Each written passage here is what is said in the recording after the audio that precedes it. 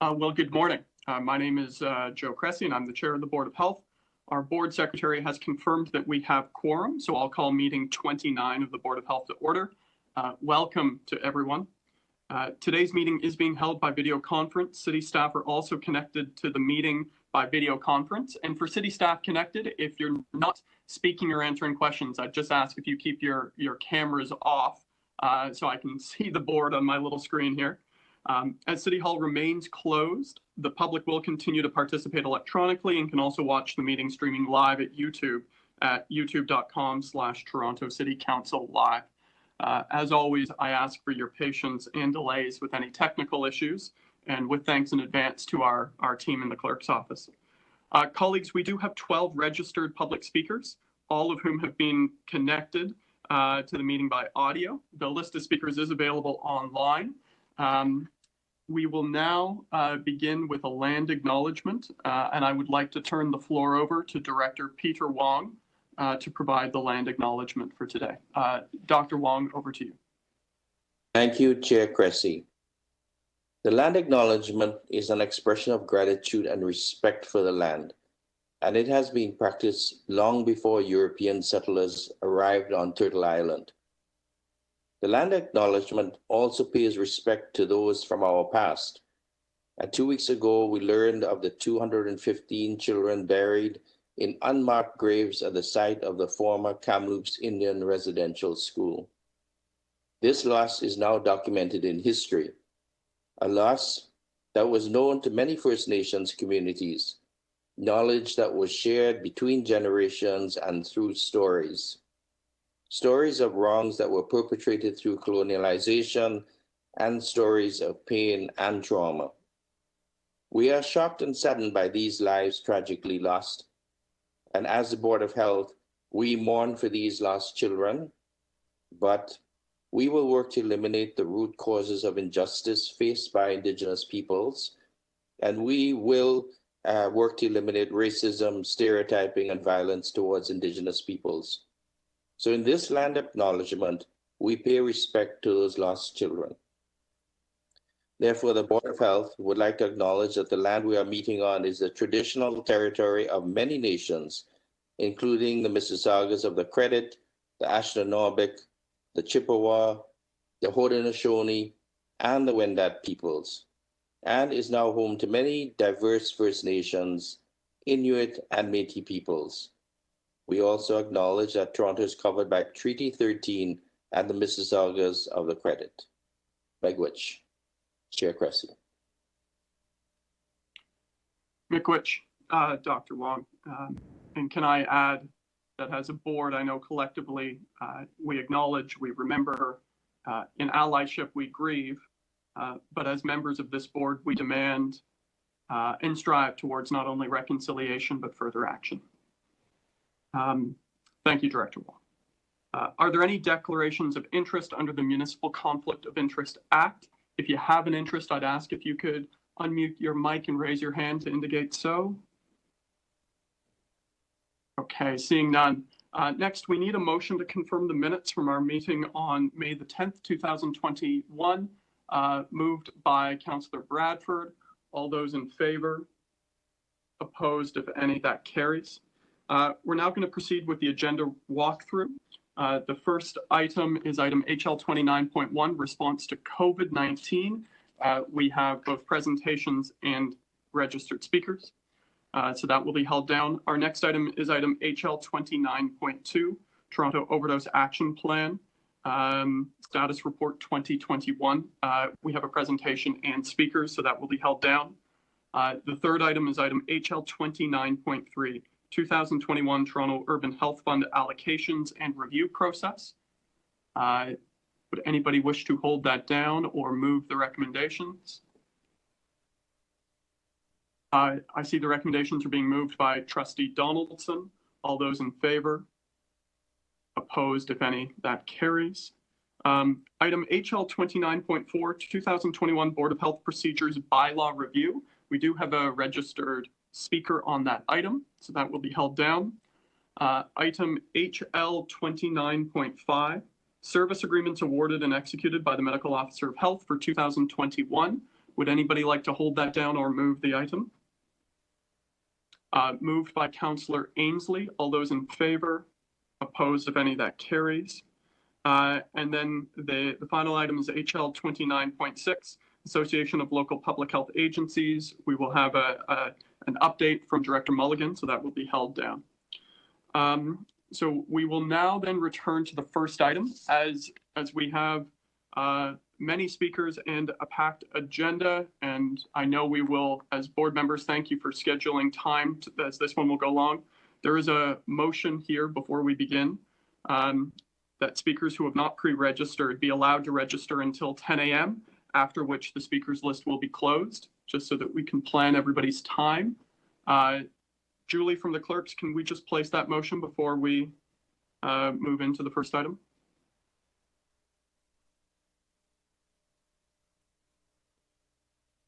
Certainly, Mr. Chair. We're just getting on the screen right now. If you just give us a moment. There's the motion. Thank you, Julie. All those in favor? Opposed, if any, that carries. Okay, so we're now, so speakers, we then, as just to summarize, we have a COVID update item, followed by the overdose action plan, followed by, there is a speaker on item 4, the procedures bylaw, and then we will have an update from Director Mulligan for the alpha update. As we turn to our COVID item, members, we have here a 3-part presentation. We have a presentation from Dr. Davila, as well as Althea Hutchinson, from Finance Administration. We are then going to hear from Gord Tanner from Shelter Support and Housing Administration. And then members of the board, we will be hearing from Anania Grant and Dr. Akwatu Kente. You will have received, members of the board, a copy over the weekend of the final report from the Black Scientist Task Force on Vaccine Equity, which has been posted live. And so we will have a detailed presentation from Dr. Kente on that. As this is a rather substantive presentation in 3 parts from TPH and Shelter Support and Housing and the Black Scientist Task Force, I fully expect, and if there is a desire, that we can have 2 rounds of questions, of course, because there's a lot to cover in all of that. So just to prepare ourselves, this is a comprehensive update before we dive in. So we will have the presentations, then we will hear from our debutants before taking it into committee. So again, we'll hear from Toronto Public Health, then Shelter Support and Housing, and then Dr. Kente and Anania Grant. Dr. Davila, it's yourself and Althea to kick us off. Over to you. Thank you, Mr. Chair, and good morning to the members of the board. Given the extent of the presentation today, I will try to take us through this presentation from Toronto Public Health, along with my colleague Althea Hutchinson, as quickly as we can. And I will thank my colleague Dylan for driving the slides for us this morning. So here we have a presentation that covers a number of different aspects of our response to COVID-19 to date. If we can go to the next slide, you'll get a sense as to the overview of the presentation. We'll start off with an update or a status update on the epidemic itself in Toronto. We'll move on to an update on the Team Toronto Vaccine campaign, speak to the roadmap to reopen as out, and as well for us as a city. And then I will hand it over to my colleague Althea to give us a little bit of an update on the budget. And I'm just seeing, with your indulgence, members of the board, the clerk has just asked me to turn off my video. I'm assuming that we're having some challenges with sound, so please do let me know if there is an issue.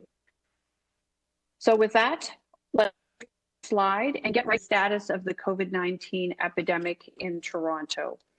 So next slide. The next slide gives us a picture of our monitoring dashboard, and these are our data as of Wednesday, June the 9th at 3 o'clock in the afternoon, which is when we regularly refresh the data on this slide.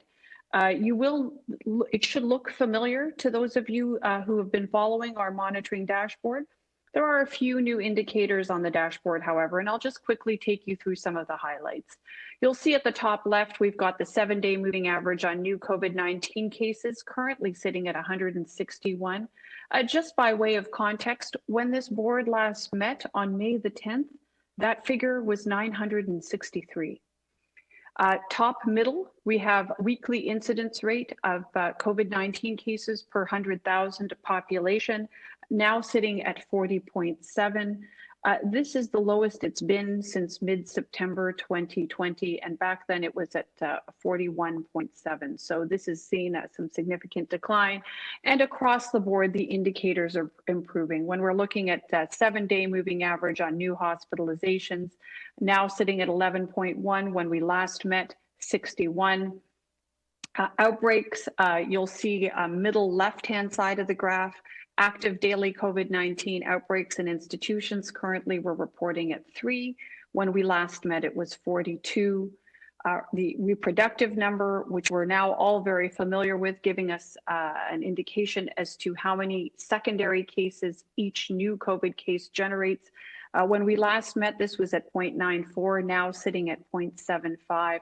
So across the board, just improvements in every indicator. And we are certainly very grateful to see this. And we know that this is a result of a number of different things, public health measures amongst them, and of course, vaccination efforts. Turning to the next slide, to give you a sense as to the epidemic curve of wave 2 and wave 3. So what you see here is the curve of weekly COVID-19 cases from the week of August the 2nd, 2020 to May the 30th, 2021. And with key dates here articulated on the slide, both for public health measures and for some key vaccination interventions.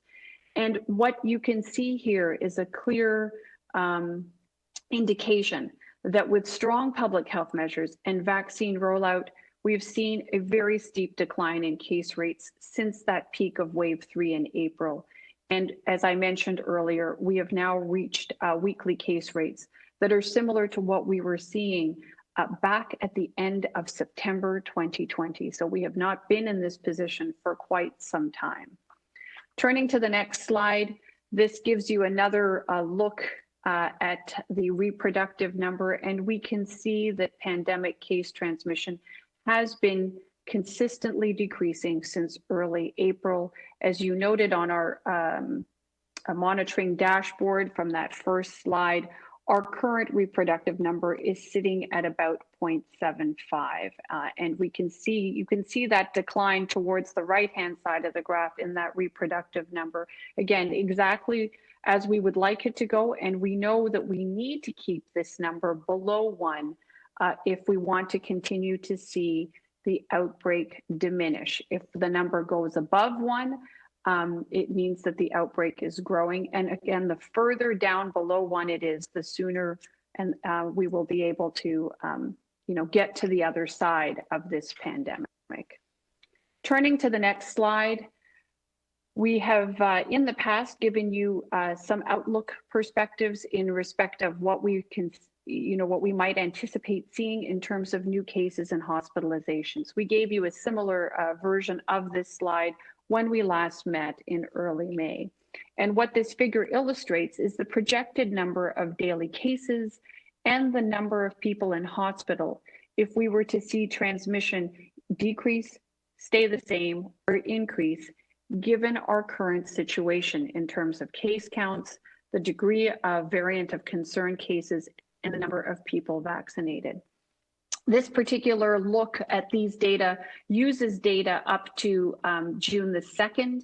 And what you can see as per the right-hand side of the slide is that if we stay on our current trajectory of transmission, we can expect that we would get to about 90 cases per day and 360 cases in hospital by the 1st of July.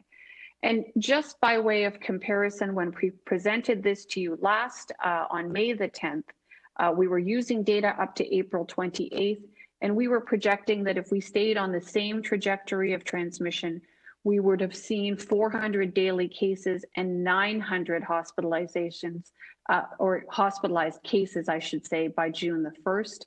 And I'm pleased to report to you that in fact, what we did see was that our daily cases were closer to 200 per day, and we had just over 800 cases in hospital on June the 1st. So transmission was continually decreasing in May, and we can see the transmission continues to decrease.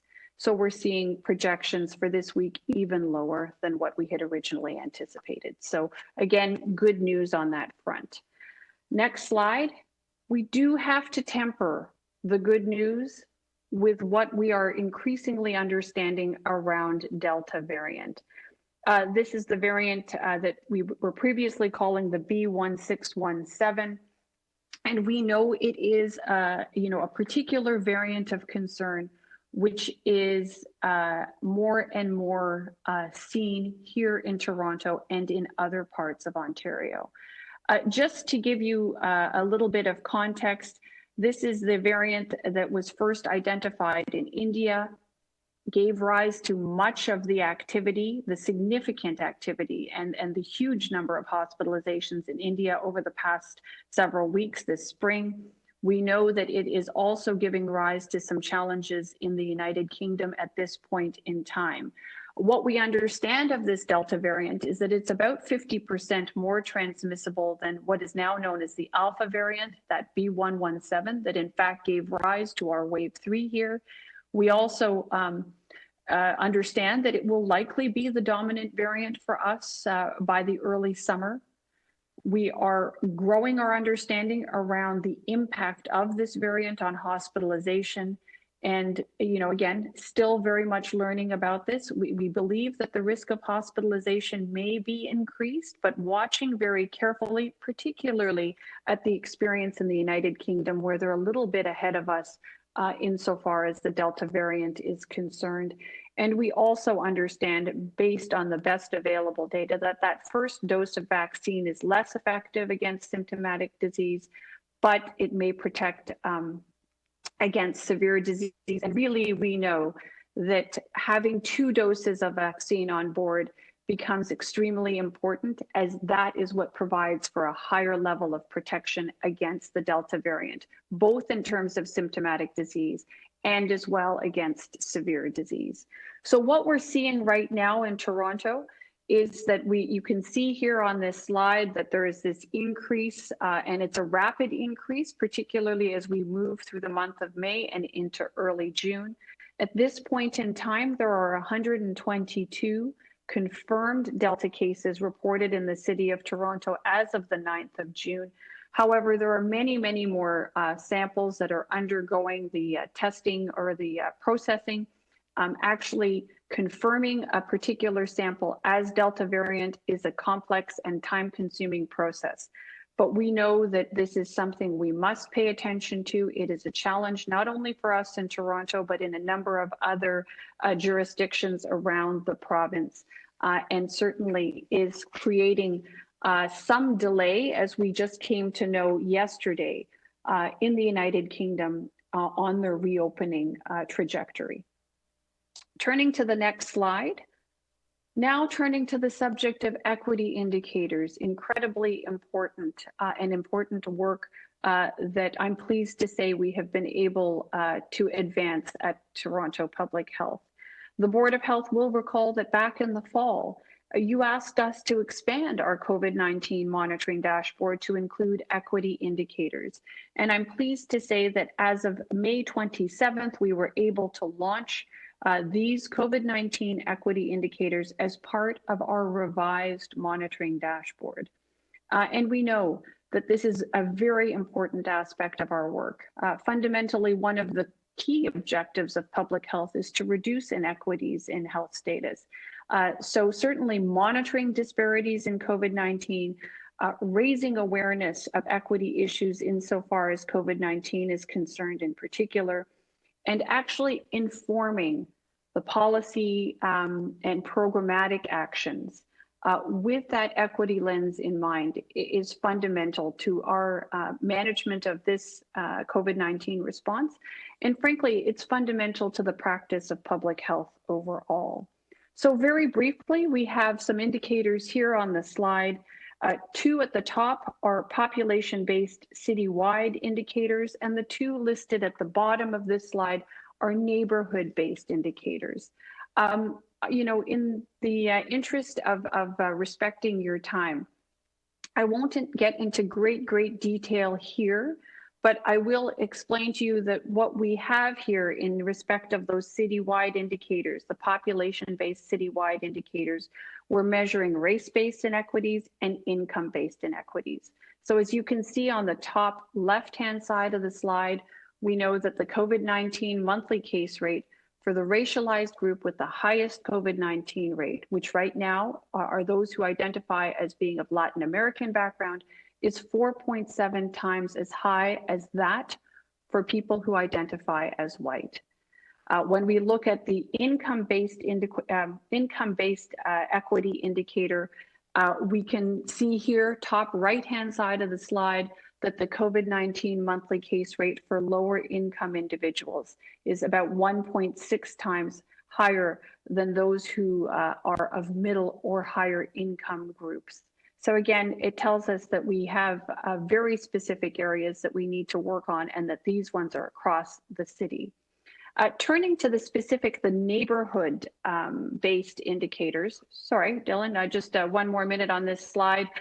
We know that the weekly case rate in the 35 priority neighborhoods for vaccination is about 1.8 times as high as for all other neighborhoods in the city of Toronto. And we know that vaccination rates in these priority neighborhoods is also unfortunately lower than in all other neighborhoods in the city of Toronto. As you can see here, bottom right, 8.4% lower.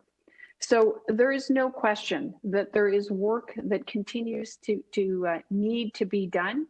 But I do want to acknowledge the work of many of our partners and those in Toronto Public Health to ensure that we're doing our very best to expand access and to address to vaccination, to testing, to supports, so that we can actually ensure a more equitable outcome across the entire city. So everything from providing mobile and pop-up testing, providing transportation supports, helping with effective isolation and personal protective equipment, campaigns and campaign work to address and identify racism where it is happening.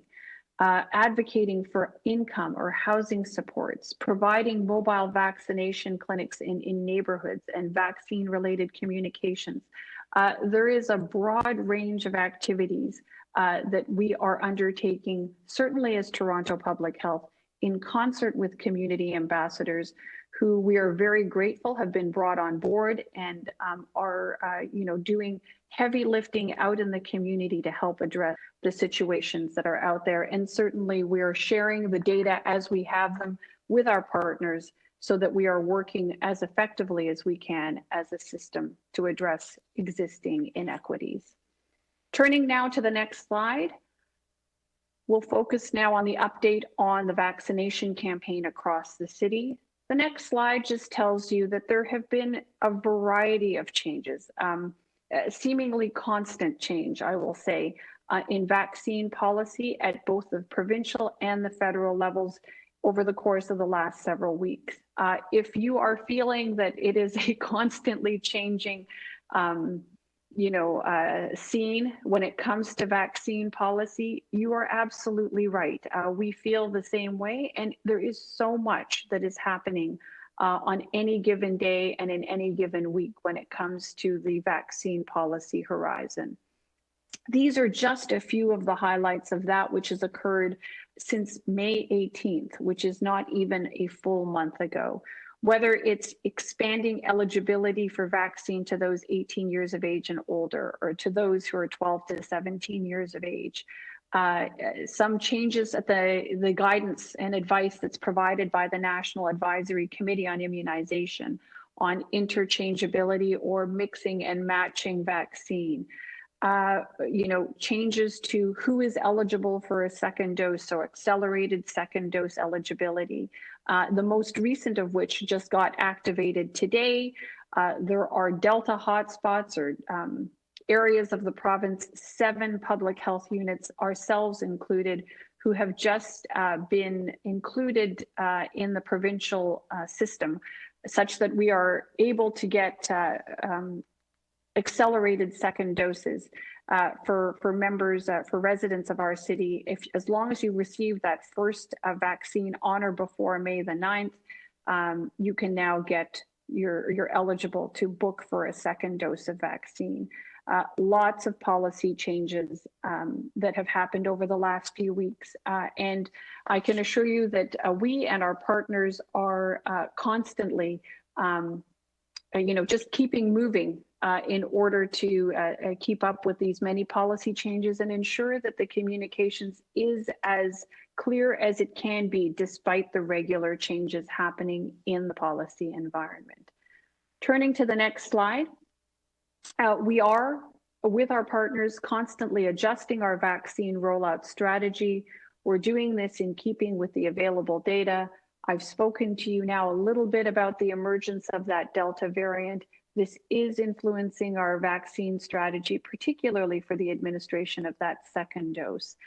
We know from the best available evidence that's out there, which we're continuing to monitor, that it is incredibly important to get that second dose into people's arms. It is the best protection that we have right now, particularly as we move into reopening the province and the city.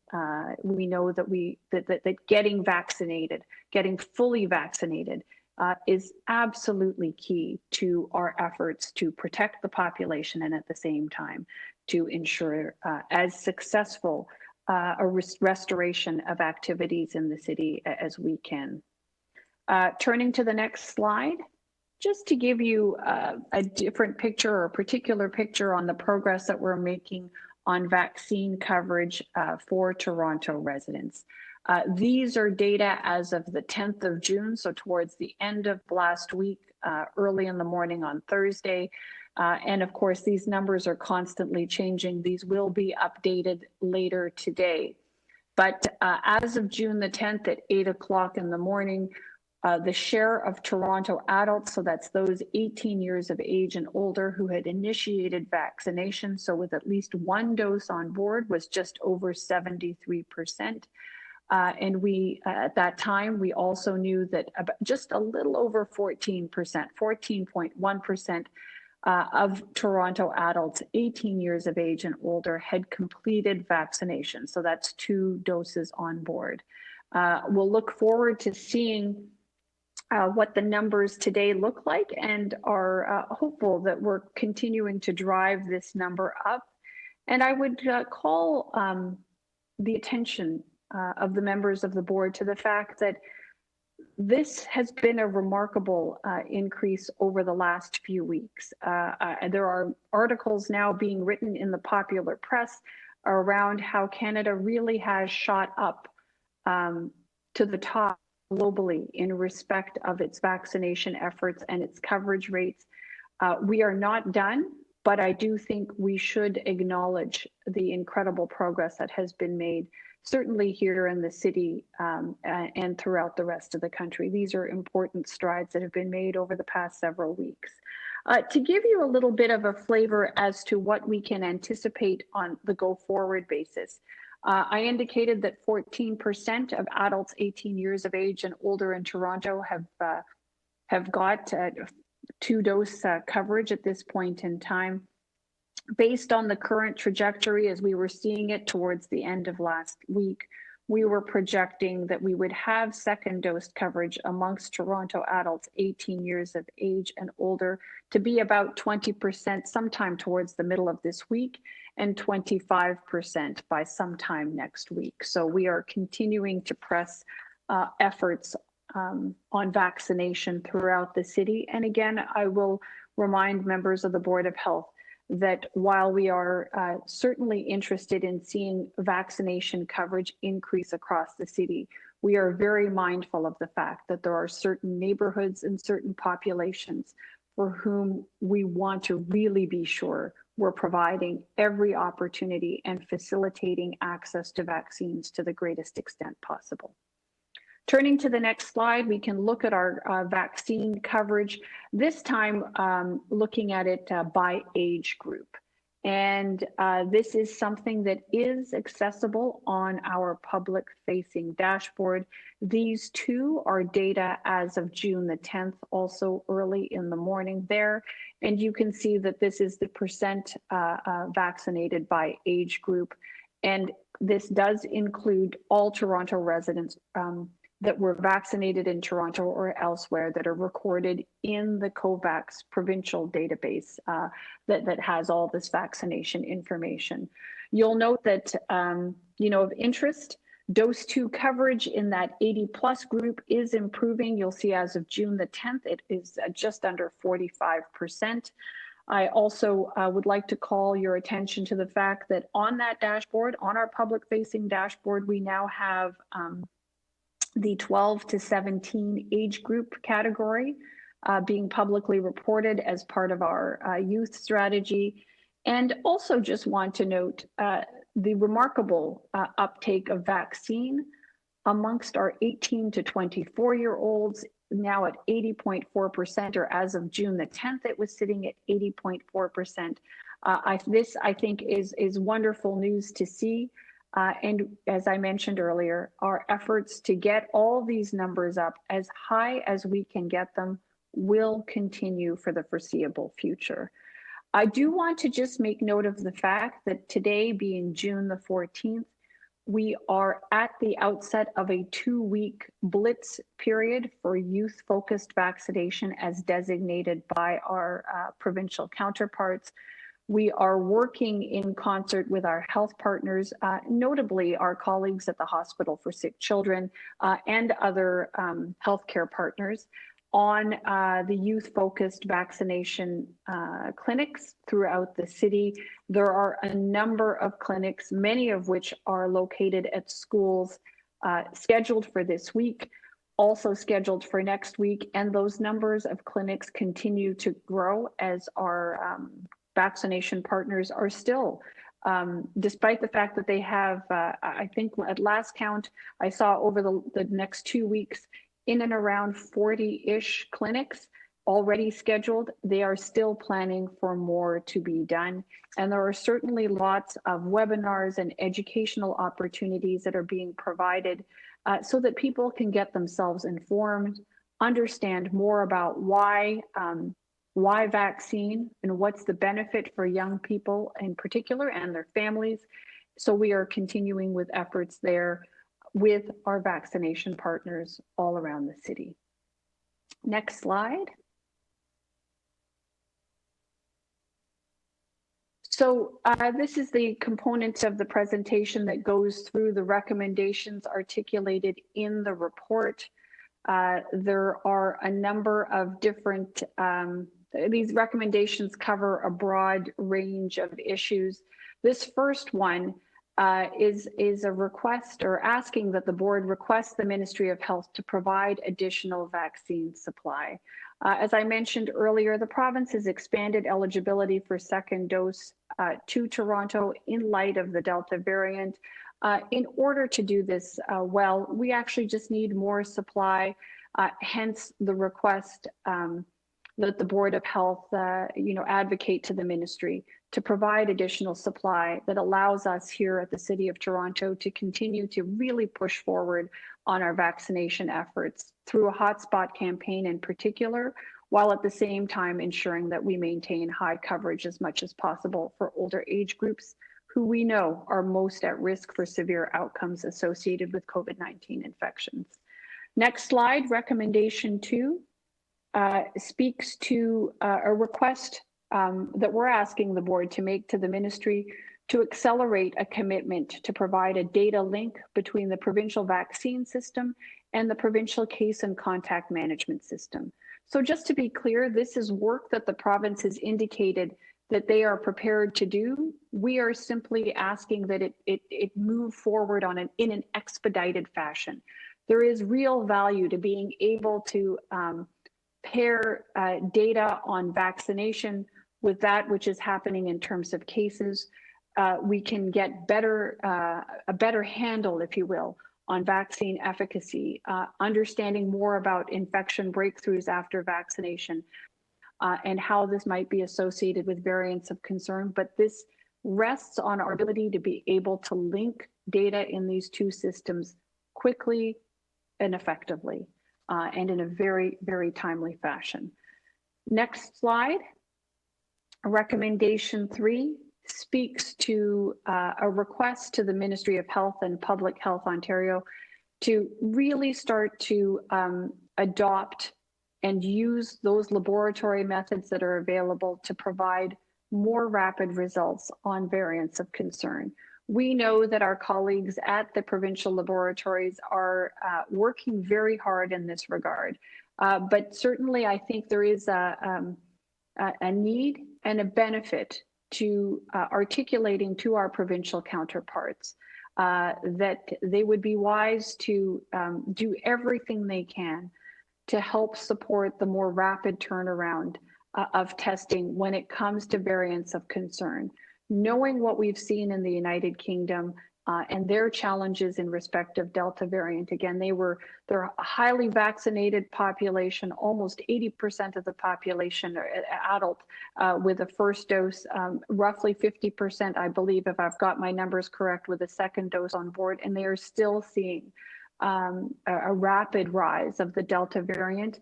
And the only way you can assess and determine what kind of impact, what you're actually seeing in terms of variants of concern, is to have rapid testing and rapid assessment of the presence of Delta variant and other emerging variants of concern, with particular regard to those areas that perhaps are lagging in terms of vaccine coverage.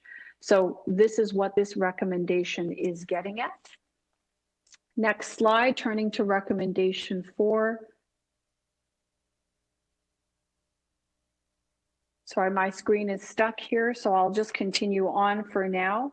This speaks to the request to the Ministry of Health to take action to really facilitate the collection of socio-demographic data by all vaccination providers, and to make these data routinely available to public health units for assessment and planning.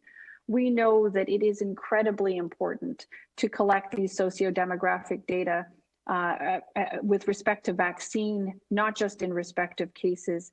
This gives us, the basis on which to adjust our programs, our policies and interventions, so that we can affect the most equitable distribution of vaccine across the population as best we can.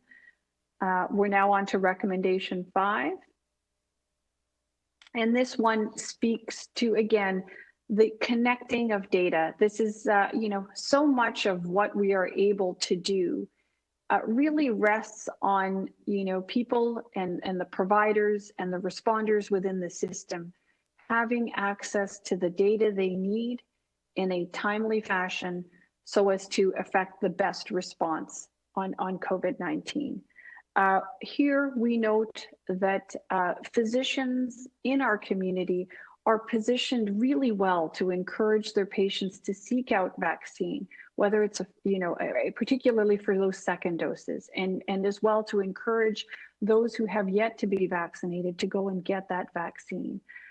So here the recommendation is that the Board of Health ask the Ministry of Health to expedite the assembly of curated lists of patients that are enrolled in primary care practices throughout the city, so that these physicians, who are the regular care providers for these patients, can actually connect with them in a very personal way and encourage and promote COVID-19 vaccine for the benefit of those individual patients, and of course, for the benefit of the rest of our community writ large.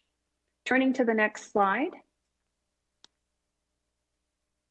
Just a little on the provincial COVID-19 roadmap towards reopening. Next slide.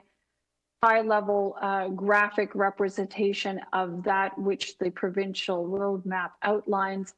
It focuses here on the vaccination coverage rates that need to be reached in order to move from one step to the next. Just a reminder, though, for members of the Board of Health and those throughout the city, that it's not just about vaccine coverage rates. There are other indicators that we understand the province is looking at in considering the move from one step to the next. And these other key health indicators include things like hospitalizations. They want to continue to see declines in hospitalizations and in ICU admissions and those that are actually in ICU in order to monitor the impact on the healthcare system. We also know that they are looking at case rates and percent positivity and are looking for ongoing decline in those areas. So with that in mind, and knowing what we know from other jurisdictions, we have recommendation 6 articulated on the next slide, which is here we're recommending that the Board of Health request that the ministry continue to work with us and with other local public health units to proceed with caution, given what we understand of our own epidemiology and experience, and as well the experience of other jurisdictions, particularly in light of that new Delta variant, which has certainly given rise to some pause in the reopening in the United Kingdom, has created challenges in other jurisdictions around the world, and we can anticipate will give rise to some challenge for us here in Toronto. So with that, we'll go to the next slide, and we are in the budget component of our presentation, and I shall turn it over to my colleague, Althea Hutchinson. Good morning, everyone. Can you hear me okay? I can hear you, Althea. Thank you very much. So Dylan, if you could advance to the next slide. So I just wanted to come and give a presentation to the Board of Health because it's been some time since we've actually spoken about the budget. In particular, since the last time any budget information was presented to the board, we have made a submission to the Ministry of Health in regards to additional funding, particularly dealing with the mass immunization clinics and our community engagement and mobilization plan. So the focus today really is around the COVID budget submission and not the other components of our budget. But in light of that, you'll note that we've asked for an additional $135.8 million. By way of context, the remainder of our budget, we asked for $148.8 million. So you'll see that this request to deal with the COVID-19 pandemic is a significant amount of money in comparison to what we usually do. You'll notice in our COVID-19 extraordinary costs, we are looking at about $57.6 million, predominantly having to do with staff. Again, by way of context, about 80% of our staff have been redeployed to support COVID-19. And in addition to that, we've hired close to 500 additional staff to support that work. If you want to move to the next slide. So in addition to the COVID extraordinary costs, we've also put forward, and this would be, I think, very new for the Board of Health, we have put forward in for $68.2 million, particularly to do with the mass immunization clinics. And you'll notice in there, it's for our 9 fixed clinics, all the mobile clinics. It is a significant uplift. Although we budgeted for 1,876 full-time equivalents, we actually have brought on board roughly 2,480-ish staff. And the reason why that number in terms of staff being brought on board is just to deal with the fact that not all the staff are able to work full-time hours. In addition to that, of course, as presented previously to the board by SDF&A, we've also put forward a request for $10 million for the community engagement and mobilization plan. This submission was made in early April. We are still in conversation with the ministry as they are reviewing all the submissions from the other public health units. We are hoping to hear back from them in short order in regards to our budget request and having the appropriate agreements put into place. Moving on to the next slide. So outside of the Ministry of Health, there are, and the specific COVID-19 response and the MIC, We also did get approval from the province for some school-focused nurses. So the provincial government in this year, we have another $6 million. That will take us to the end of June. And we are in conversations with the ministry about the possibility of the school-focused nurses continuing on into the remainder of the year and into the next school year. So into 2021-22. And as that information becomes available, we'll be sure to report back to the board. And we also wanted to highlight that we also did have funding for the Toronto Voluntary Isolation Fund as well, to the tune of $8.9 million from PIAC. Moving forward. In addition to outlining the budget, we also wanted to provide you with a forecast of where we are. This forecast was put together at the end of April, and it links to the forecasting timelines for the city of Toronto. And we were forecasting out to what we think our spending is going to be to the end of December. I'm not going to belabor this slide because we are just going to focus in on the over and under spending, and that will come in the next 3 slides. So if you could advance to the next one. So for our COVID-19 extraordinary costs, we are finding that although we had put in what I thought was a substantive budget covering well over an additional 500 staff, we are having additional costs flow through, particularly around having to deal with the variants of concerns and the third wave that we did see and Dr. Davila spoke to earlier on. We continue to onboard staff even to this day. And what you're seeing here is that we are anticipating that just looking at the COVID-19 extraordinary costs, we will be spending more on that than we had put forward for the budget. However, although we are spending more in the COVID-19 extraordinary costs, we are seeing cost savings in other areas of the division, particularly as we continue to not deliver particular services, either because those services we're not able to deliver them because the locations in which we would deliver them are not available to us. In case in point would be a majority of our school-based programs. Next slide. Here for the mass immunization clinic, I will note that we did put forward, as I indicated, a request for well over 1,800 FTEs, but because of the fluctuation in the vaccine supply, we actually had a bit of a slower start earlier on in January. In January, we started with around 217 employees, and we're now up to the number that we were aiming, which was the 2,480. But that slow start, because of the fluctuations in the availability of vaccine, has impacted what we think we will be spending. And at this point, we're actually forecasting that we're going to be underspending the budget request that we put forward in April. Moving forward. And finally, I have one more, I think this is my last slide, and I just wanted to provide an update to the board on the funding for the Toronto Voluntary Isolation Center. Here as well, we are forecasting that we're not going to be spending the total cost of the budget. And that has to do with the fact that, occupancy rates have fluctuated as well.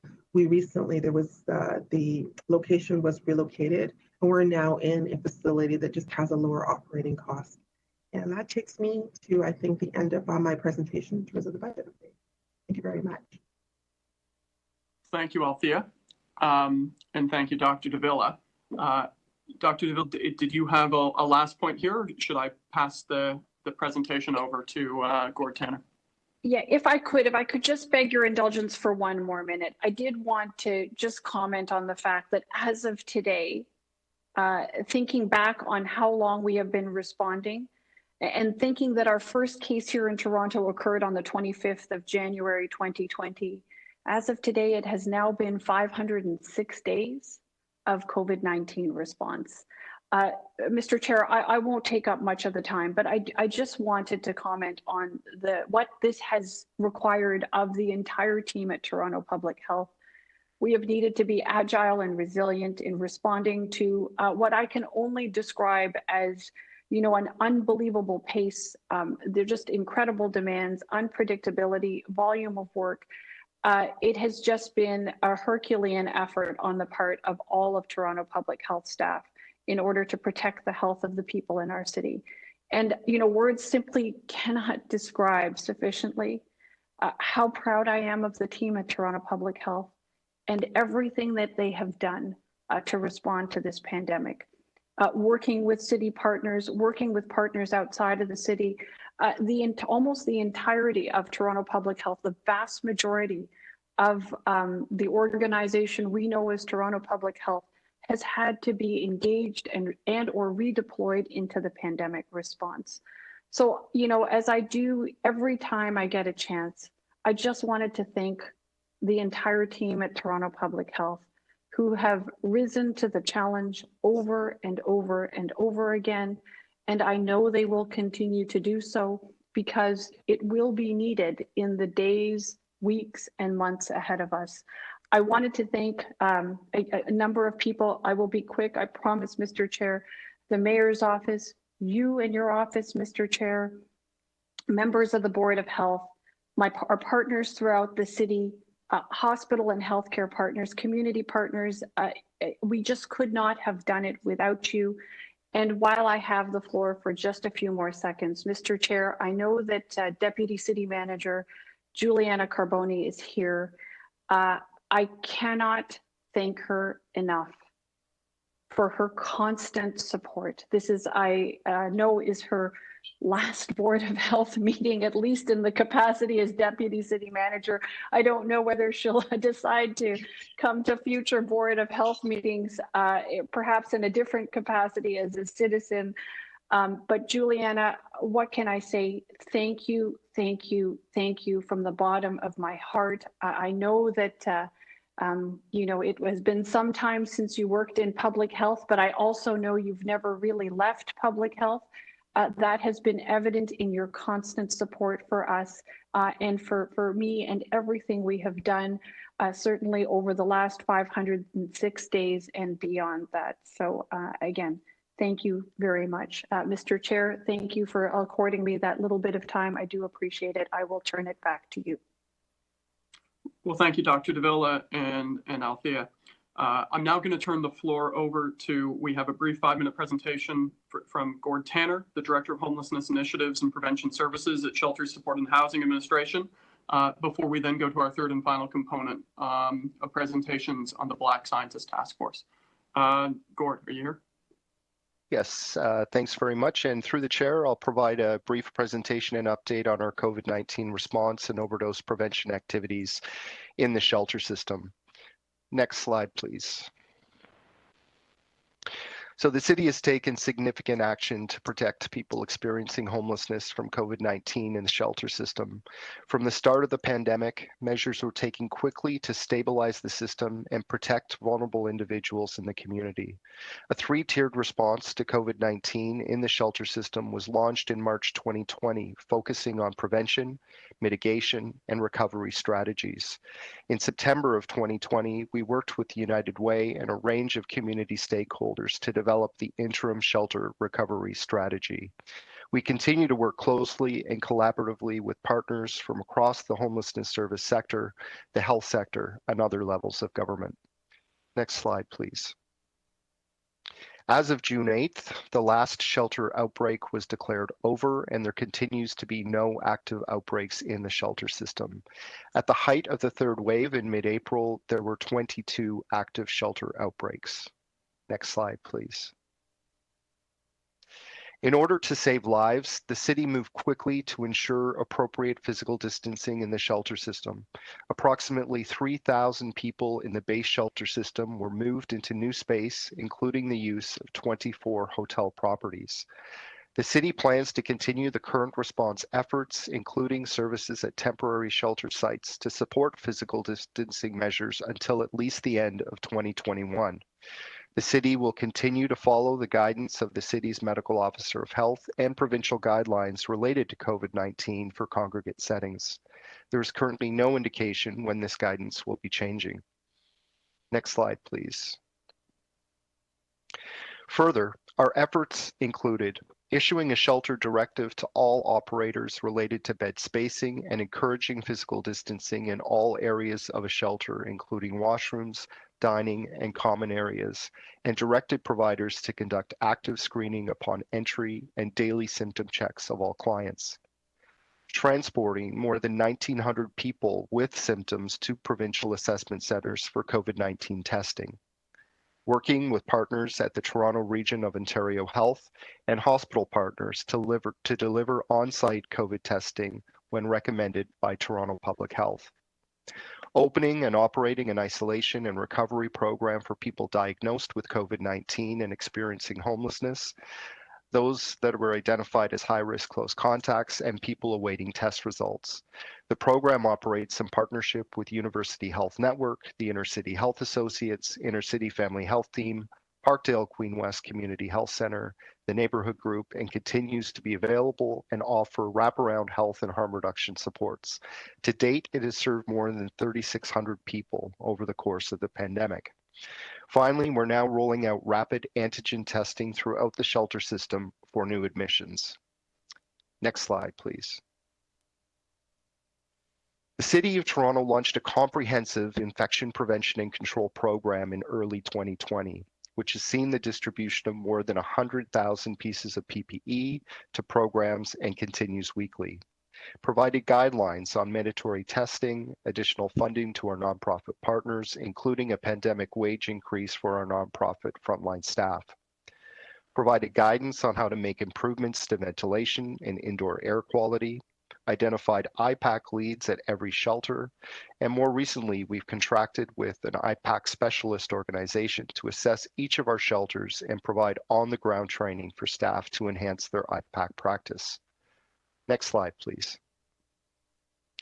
On the vaccine front, in March, the City of Toronto successfully advocated to the province to include people experiencing homelessness as a priority in phase 1 of the vaccine rollout. In early June, it was announced that frontline staff working in homelessness settings and people experiencing homelessness have been prioritized to receive their second dose. As of May the 31st, approximately 7,500 doses of vaccine have been provided to people experiencing homelessness and people who are precariously housed, as well as people working in the homelessness sector. All shelter locations have now had multiple vaccine clinics on site, and those clinics continue. 37% of shelter programs have reported at least 65% of current clients over the age of 12 having received a first vaccine dose. Next slide, please. So we know that the best solution to both homelessness and the pandemic is permanent housing. Since the onset of the COVID-19 pandemic, the city has moved rapidly to add new affordable rental and supportive housing options for people experiencing homelessness. Between April 2020 and April 21, 5,500 people experiencing homelessness have moved from the shelter system and from the street into permanent housing. In September 2020, Council approved the 24-month Housing and Homelessness Recovery Response Plan, aimed at accelerating investments in the city's 10-year housing plan to urgently create 3,000 permanent affordable homes before the end of 2022, dedicated to people experiencing homelessness. Through the Rapid Housing Initiative and the city's Emergency Housing Initiative, a total of 1,248 supportive housing opportunities, which are on track to be completed in 2021, are targeted to those experiencing chronic homelessness. Next slide, please. And finally, while we have worked tirelessly to address the challenges of COVID-19, the overdose crisis continues to affect many Torontonians, including people experiencing homelessness who use drugs. Through achieving physical distancing in the shelter system, many people were moved into single occupancy rooms, places where we know that are at the greatest risk of overdose and overdose fatalities. Shelter Support and Housing is working closely with Toronto Public Health and a range of community partners to take action to address opioid-related overdoses in the shelter system. In the fall of 2020, the Integrated Prevention and Harm Reduction Initiative, or IFARE, was launched to support the city's Overdose Action Plan and Board of Health recommendations. $7 million has been released to set up supervised consumption services in shelter hotels, as well as fund a number of additional harm reduction staff that have been paired with shelter hotel programs with the highest need. More recently, Shelter Support and Housing has funded the Shelter Hotel Overdose Prevention Project, a peer witnessing project led by the Neighborhood Group. Last week, and in collaboration with Toronto Public Health, we released an updated harm reduction directive to the shelter system with additional requirements for overdose prevention and response strategies, along with a toolkit of resources to support service providers. This work in close collaboration with community-based organizations will continue. And thank you, Mr. Chair. That's the end of the presentation. Well, thank you, Gord. And to our board, I know it is not every day that we receive presentations from departments from across the city, but that is the world that we operate in today. And so our final presentation here today is from Anania Grant from Social Development and Finance Administration, but she will be turning the floor over to Dr. Akwatu Kente, who has chaired the Black Scientist Task Force on Vaccine Equity, and they have completed and submitted a remarkably comprehensive, thoughtful, and necessary report on their work with recommendations. And so this is a comprehensive report in front of us. And Anania, I'll turn the floor over to you, and I know you'll pass it to Dr. Kente, but Dr. Kente, let me say thank you. I will say so more fully in a moment, but over to you. Thank you, Chair. I'm really excited that this morning we are able to present to you the report. I will be very brief in my updates, except to say, Dylan, you can move to the next slide. Except to say that our efforts continue since the last time we spoke, and we are using TPH data and other data to inform the work that we do in terms of engagement and mobilization. Lots of focus this last month on uninsured residents. We have 12,000 residents who were booking requests and 4,000 who secured registration. So working with our community partners, and of course on seniors, because we saw a plateau in seniors accessing vaccines. So lots of efforts here. The numbers are here for you and in the report. And our People with Disabilities Clinic, where we served 1,500 people with disability, 12 years and over. And I just want to share with you that we are working on a youth vaccine task force to ensure that our youth access vaccination. Next slide, please, Dylan. The next slide really speaks to the engagement and how we are supporting our 280 vaccine engagement ambassadors to make sure that they have everything they need to get residents to vaccine clinics. Next slide, please, Dylan. And so I am, as I said, I'm tremendously happy with the report that we have presented to you at this board meeting. The Black Scientist Task Force on Vaccine Equity has done a tremendously great job, and I will leave it to Dr. Akwatu Kente and Dr. David Burt, to share with you some of the highlights from that report, which we know is around effectiveness, efficiency, and efficacy in race and health equity. Thank you so much to both of you for leading this charge, and I turn it over to you now. Thank you, Anania, and thank you, Mr. Chair. My colleague, Dr. Burt, will start us off with the first 4 slides before turning it over to me. And Dr. Burt is an eminent member of the task force and one of the foremost vaccine experts we have in this country. Dr. Burt? Thank you, Akwatu. First of all, I'd just like to emphasize that the task force really commends the City of Toronto for its COVID equity action plan. This has really provided critical resources to vulnerable residents who've been significantly hurt by the pandemic. And you know, the initiative, I think, is a benchmark and best practice model for municipalities worldwide. It's highlighted how beneficial it is to have trusted community partners providing essential resources, wraparound supports, pop-up testing and targeted vaccinations, not to mention mental health supports and emergency funding. So we would just like to thank the City of Toronto for this initiative. If you could go to the next slide, please.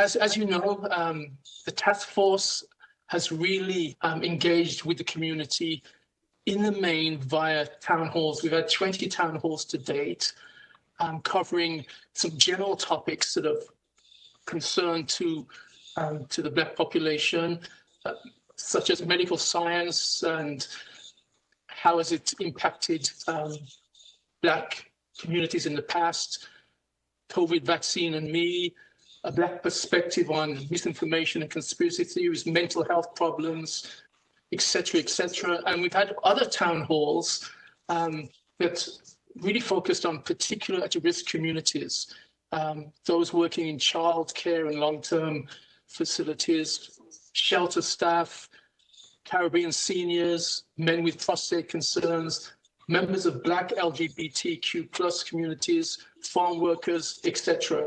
So that really meant that we've had 20 town halls to date with at least 6,785 participants. And what 90% of the participants were Black, 10% white. And at the beginning of these sessions, we basically worked out that 40% of the participants identified as being hesitant. 40% planned to get vaccinated, and 15% said that they would not get COVID vaccine. And on average, after doing the before and after surveys during the town halls, we've seen a reduction in hesitancy by at least 20% amongst the attendees. And it's really emphasized how equity-grounded public health, education, and vaccination rollouts can overcome vaccine hesitancy.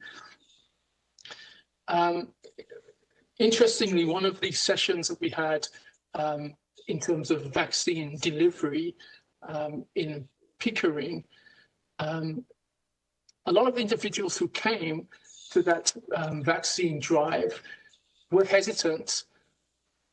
And a lot of them were still hesitant after they received the vaccine, but they did come and were vaccinated. And it tells you that if vaccines are made available in the communities where there's a high level of hesitancy and COVID, people will come out. And I'm sure the psychologists will explain why that happens, but this is what we've seen. And we would like this morning to really present some data on the follow-up survey that was done amongst the participants. So that those who registered and participated, a follow-up survey was done, given to 678 attendees. And we're going to present some of the data following that survey. The survey was asking questions around COVID-19 information, vaccine hesitancy, mental health, and social demographics. And 7 themes emerged from the survey. And we'll review the major themes and the recommendations that the task force is proposing to the city. Next slide, please.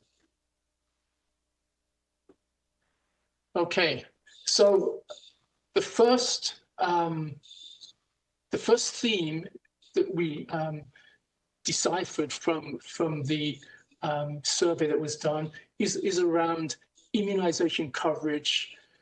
And we know that Black Torontonians consistently asked during our sessions whether decision makers fully recognized and understood the risks they faced as individuals and communities, as well as the devastating health and social economic impact that COVID-19 has had on the community. And so we had discussions about the early lack of alignment in access to testing resources in Black neighborhoods, limited access to pharmacy-based vaccines, which originally didn't include even one pharmacy in a hotspot area, and the current lack of vaccination rollout alignment with the new COVID infections in vulnerable Black neighborhoods. They wanted such risks recognized and afforded the vaccine priority and postal code targeted they deserved. So they felt that there needed to be more emphasis on this disconnect between vaccination rates and availability of vaccines and vaccination susceptibility or virus susceptibility. Sorry. So the current race-based data on vaccination indicates that the greater the proportion of Black residents in an area, the more likely one will encounter the highest rates of average cumulative incidence, new cases of COVID-19, and the lowest rates of vaccine coverage. So the survey feedback covered the need for the Black community to have a better access to information about vaccines themselves, preferably given by trusted members of their own community in the medical and scientific fields, and also improved access to the vaccines themselves. Mobile vaccination clinics and flexible opening hours of clinic administering vaccines. And some of the recommendations that came out of this from the task force, I'm pleased to hear from Dr. De Villa and others today that some of these recommendations are actually being implemented now, and that's really a fantastic in activity that's going now, based on not only based on the results of the task force, but obviously based on what the City of Toronto is seeing out there in the field. So the recommendations from this first activity was that the city bolsters engagement efforts delivered by trusted neighborhood ambassadors. So encouraging more education of residents around the various vaccines and using trusted ambassadors to do this. Also, the City of Toronto and the province conduct a systematic public health education campaign to highlight the health effects of systemic racism. And, we think it's important, as was mentioned already, that it's important to highlight the inequities also related to systemic racism, so that proper interventions and equity measures can be put into place. And third, that the provincial government and local health units commit to the principle of ring fencing vaccine doses for Black communities in the GTA and hotspot communities across the province. And we know that when vaccines are made available in these areas, the community will come out. Next slide, please. The second outcome was in relation to quality of life. How is the pandemic impacting the quality of life? Well, we know that the pandemic has impacted every community in very many negative ways. However, some impacts related to income, working conditions, and employment are affecting the Black community more than other ethnic and racialized groups. But we know that most of Toronto's Black and racialized workers are essential workers. They're unable to work from home during the COVID pandemic. They work in sectors such as transport, retail, warehousing, childcare, and education. And a disproportionate number of Black and racialized women are working in health and home care occupations. So this sets the stage for inequities in terms of how these individuals can actually work from home, because they can't in most cases. And you probably saw one of the quotes in the task force report from Nicole Welsh, one of our members, and I'll read it. She said, the impact of low-wage workers who may be required to quarantine for 14 days, numerous times due to multiple exposures during the pandemic, as their jobs do not allow them to work from home, further burdens and increases their risk of contracting and spreading the virus to family members. These individuals are just trying to survive and support their families as best they can. And quarantining numerous times is an unimaginable burden for individuals. We've heard from the town halls that many people said they're living hand to mouth and becoming increasingly desperate due to lost incomes from jobs that no longer exist. And across town halls, participants consistently queried whether race was the real reason why that the provincial government would not support 10 days of unpaid leave. So the task force is recommending that the provincial government immediately institute 10 paid pandemic sick days. And this is directly related to the quarantine requirements for individuals who are infected with COVID-19. Also, we're asking the federal government to expand and sustain the Canadian emergency response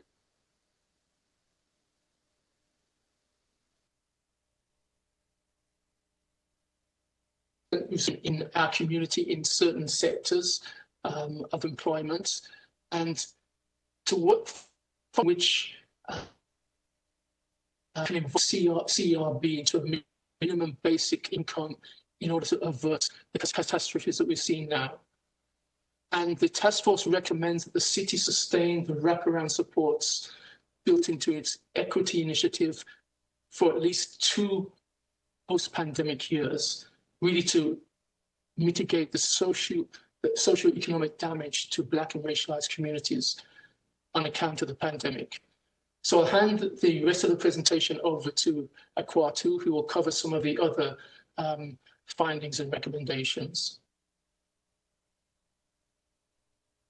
The time I'm wondering how much time I have left so I could just speak as succinctly as possible.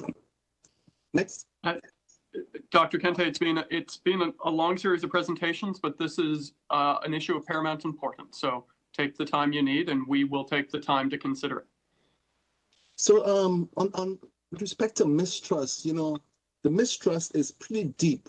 And what's significant about it is that there's overlap with, general public distrust. And you will see that 2 concerns, which are, features of the wider population, are shared with the Black population, but they are sort of lower priorities. These are concerns about vaccine development. That's a concern for the wider population. As a matter of fact, a primary concern, as is vaccine safety concerns. These are also concerns of Black communities across Toronto. But the preeminent concern is historical mistrust with medical sciences and government. We think that a rebranding and anti-racism service delivery would be essential to change the relationships. Rebranding through clear, demonstrable anti-racist commitments and service delivery is key. And so we've made 2 relevant recommendations to the City of Toronto in terms of specific public education materials that will target the myths and misinformation and seek to dispel that. We had 2 town halls last week, one about parenting, with parents of children with disabilities, as well as parents of children who were in the system. And they were worried about the fertility impacts of the vaccine on their children, as well as the chips being put into the DNA of the children. And the misinformation, the myths, find new life, and we have to actually be able to target those myths and dispel them directly. And as well, we ask that the City of Toronto sustain and reinforce the equity priority of vaccine allocation and distribution to postal codes associated with greater socioeconomic vulnerability. Next. Mental health, Black mental health has worsened considerably during the pandemic. Dr. Butch showed you the results of one of our quality of life surveys, which indicated that 62% of our respondents reported worsening social isolation, 29% said they had a lack of social support, and 20% said they experienced diminished access to health support. Moreover, with respect to pre-pandemic mental health status, only 4% rated themselves below 3 on a scale of 1 to 5, 1 being the worst mental health 5 being the best. But during the pandemic, 75% rated their mental health as below 3. A 20% or 20, a multiple of 20 from the previous 4%. So we know that mental health needs have to be addressed. We think that we need a specific Black mental health program within our city and across the provinces, major cities, because we're hearing the same thing in town halls that we've participated in outside of Toronto. And so we asked the city to maintain its mental health supports. It's been a mind saver as well as a lifesaver. And we also asked that it develop a Black mental health strategy during the time, I would presume, a 2-year post-pandemic period, in order to address surging Black mental health problems, especially among youth and adolescents. Next. The mental wellness checks and case management support really worked. That's what we heard across our town halls. And I would only reiterate that if it's working, why dispense with it? Next. We didn't anticipate that global vaccine issues would be an issue. The World Health Organization last week called the current situation a scandalous inequity. 75% of all vaccines delivered to date has gone to 10 countries. That means that we have a vaccination rate that's 75 times that of lower income countries. And Canada has actually been receiving vaccines from COVAX, and that's not our COVAX system here in the province, but a global access program through the World Health Organization that were earmarked for low income countries. We think that leadership is required, and the lack of urgency and scale of commitments are not what they need to be. And so, we've heard this surprisingly often from many of our participants across the country, across the city. So we call upon the federal government to immediately commit publicly to sharing surplus vaccines with Caribbean and Sub-Saharan African countries through COVAX, pledging at least 15%. Similar bodies in the UK have asked for 20%, but we're asking for 15%. And we urge the federal government to support the proposal at the WTO, World Trade Organization, to temporarily waive certain TRIPS agreement restrictions that prevent regions and countries from using copyrighted vaccines. During a pandemic, there are actually laws that say, during a public health emergency, you're supposed to do this anyway. And we will never get out of COVID-19 with so many unvaccinated populations around the world. And so we ask the city to support the WHO's municipal efforts, a partnership for healthy cities, to really build the COVID-19 vaccine capacity around the world so that we can get out of this pandemic as quickly as possible. Next. This is about race-based data. The task force clearly recognizes that race is a social construct, and we don't want to keep race as a concept around in our discourse indefinitely. But race-based data has made the invisible visible. Race-based data has allowed Black and racialized communities to see for themselves the many disparities they perceive to be there, but now we have data to back it up. We do not want to go backwards. That's been the cry, that's been the call. And so we urge the city to continue collecting and reporting on such this data and the disparities that they represent. We also urge the city to advocate with the provincial government and the federal government to institute race-based data collection across all health institutions and or through OHIP.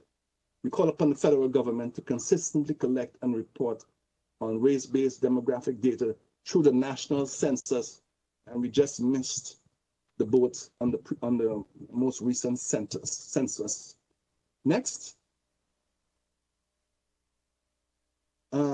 Finally, we ask that the City of Toronto institute science advisory tables as a feature of modern crisis management and innovative problem solving.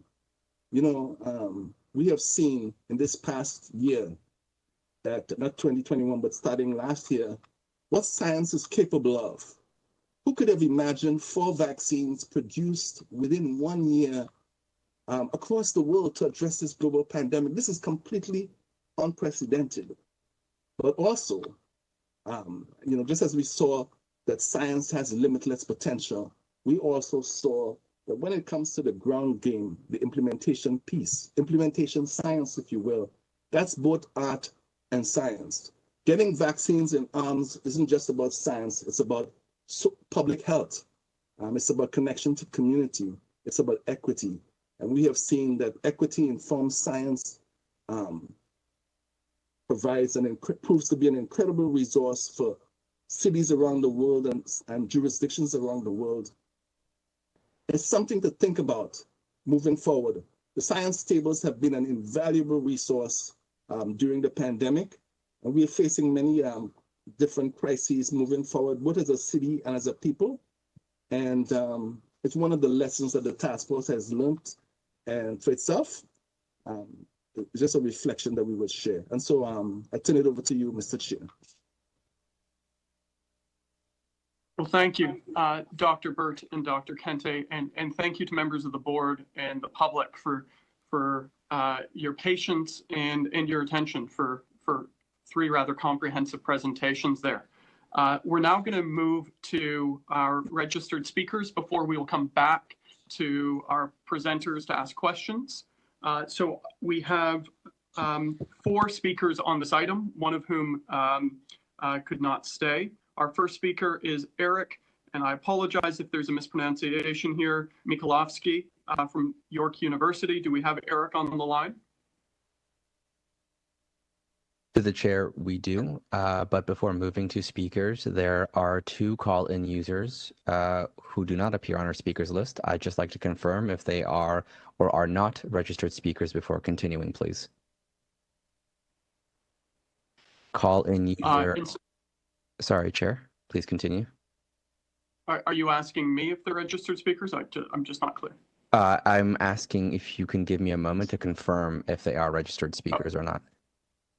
Yes, please do. Thank you. Call-in user 64788. I am unmuting your mic. If you could please let us know if you are a registered speaker. No, I'm staff. Thank you.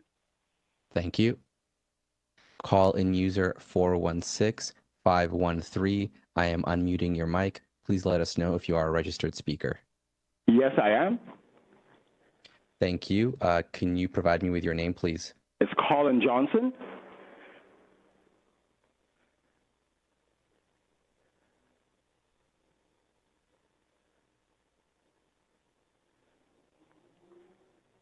What item are you registered to speak on, Colin? Colin Johnson is registered on 29.2, the overdose action plan. 29.2, yes. Thank you very much. We'll leave you on mute until your name and item are called. So, Nahom, can we return to speakers on item HL 29.1, the first being Eric Mikolovsky? Yes, Chair, that speaker is connected. I am now unmuting their mic. Eric, do we have you?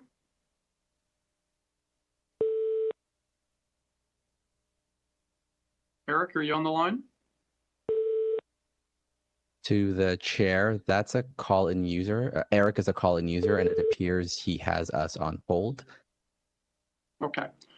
We'll try going back to Eric then as later in the speakers. I will now turn to Stephen Mensah from the Toronto Youth Cabinet. Do we have Stephen on the phone? We do. I'm now unmuting their mic. Stephen, welcome. Do we have you? Yes, you do. Thank you very much. Thank I you, made a Stephen. request. You will have 5 minutes. You can begin when you're ready, please. No problem. So thank you once again. My name is Stephen Mensah. I'm the Executive Director of the Toronto Youth Cabinet, the City of Toronto's official youth advisory body established in 1998 by Toronto City Council. The Toronto Youth Cabinet began a mental health initiative to address the rise in youth mental health crisis facing children and youth in Ontario, and realizing the urgent need to tackle it. We've seen how this pandemic has affected society in many ways, and especially our most vulnerable, and children and youth have been no exception. to the negative impact COVID-19 has inflicted. Even before the pandemic, children and youth were sounding the alarm on the growing youth mental health crisis that they were facing. And we've seen how this pandemic and school closures and whatnot has definitely worsened that and exacerbated, once again, those inequities and has worsened the issue altogether. Research continues to be conducted, once again, sounding the alarm on the mental health crisis. Approximately 70% of mental health illnesses can be diagnosed before age 25, which makes adolescence a critical time for mental health promotion, prevention, early identification, and effective treatment of mental disorders. So I'm going to highlight 5 key main recommendations that we are trying to see come to fruition, and later on I'll mention my ask of the board. So first, we are calling for mandatory mental health literacy in the curriculum, to ensure all students get the necessary education around mental health. Currently, mental health is incorporated into the physical and health piece of the curriculum. However, it first does not go too in depth, as well as it kind of just skims over the topic of mental health and does not talk about resilience and truly give a lot of proactive measures that young people can take to identify and see, whether or not their friends or they themselves are experiencing a mental health problem. So altogether, mental health literacy is going to help in addressing the stigma that exists amongst young people, by hopefully normalizing conversations on mental health. Secondly, mandatory mental health training for all school staff, so teachers, guidance counselors, social workers, anyone who comes into contact with a student. It's very essential that all school staff are able to recognize when a student needs mental health support and is able to then provide the proper support or refer the child to the place to get the right support. We've seen this happen in jurisdictions in the United States and in Europe, and from looking at the results of mandatory mental health training, we've seen that teachers and students have all benefited, and teachers themselves have said they've had better mental health outcomes for themselves whilst having this training. Thirdly, additional mental health workers and support staff for students. Currently, the ratio of student to social worker is far too large. Guidance counselors and social workers are spread thin, and they're oftentimes doing tasks that are not required of them.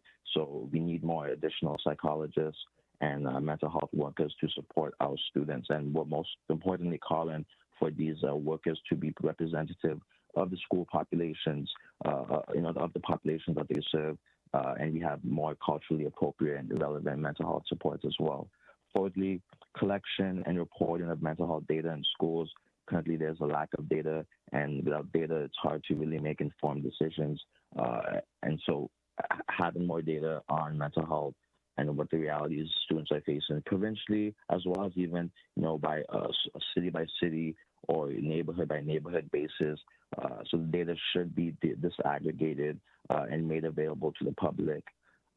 And finally, mandatory mental health screening throughout a child's education career. We've seen this happen in New York City most recently when they're specifically targeting the areas that have been hardest hit by COVID, with hopes to expand it throughout all New York schools. And this is once again going to help in identifying, how students are feeling and being able to provide the right targeted supports that they are no doubt going to need due to the effects and negative impact of the pandemic. To conclude, I'd also add that we are working and have been actively working with stakeholders from both the healthcare and education sector on this. For example, we're working with all of the 4 major teacher unions and principal unions in Ontario, as well as School Mental Health Ontario, Children's First Canada, Sick Kids, Alpha, and many, many other stakeholders. And today, my ask, and I'll ask of this board, is an endorsement of our joint statement that we will be putting out with multiple provincial stakeholders, calling on the province and school boards to take proactive action to tackle the rising youth mental health crisis based in Ontario. Thank you very much. Thank you very much, Stephen. Let me see if there are any questions for you from members of the board.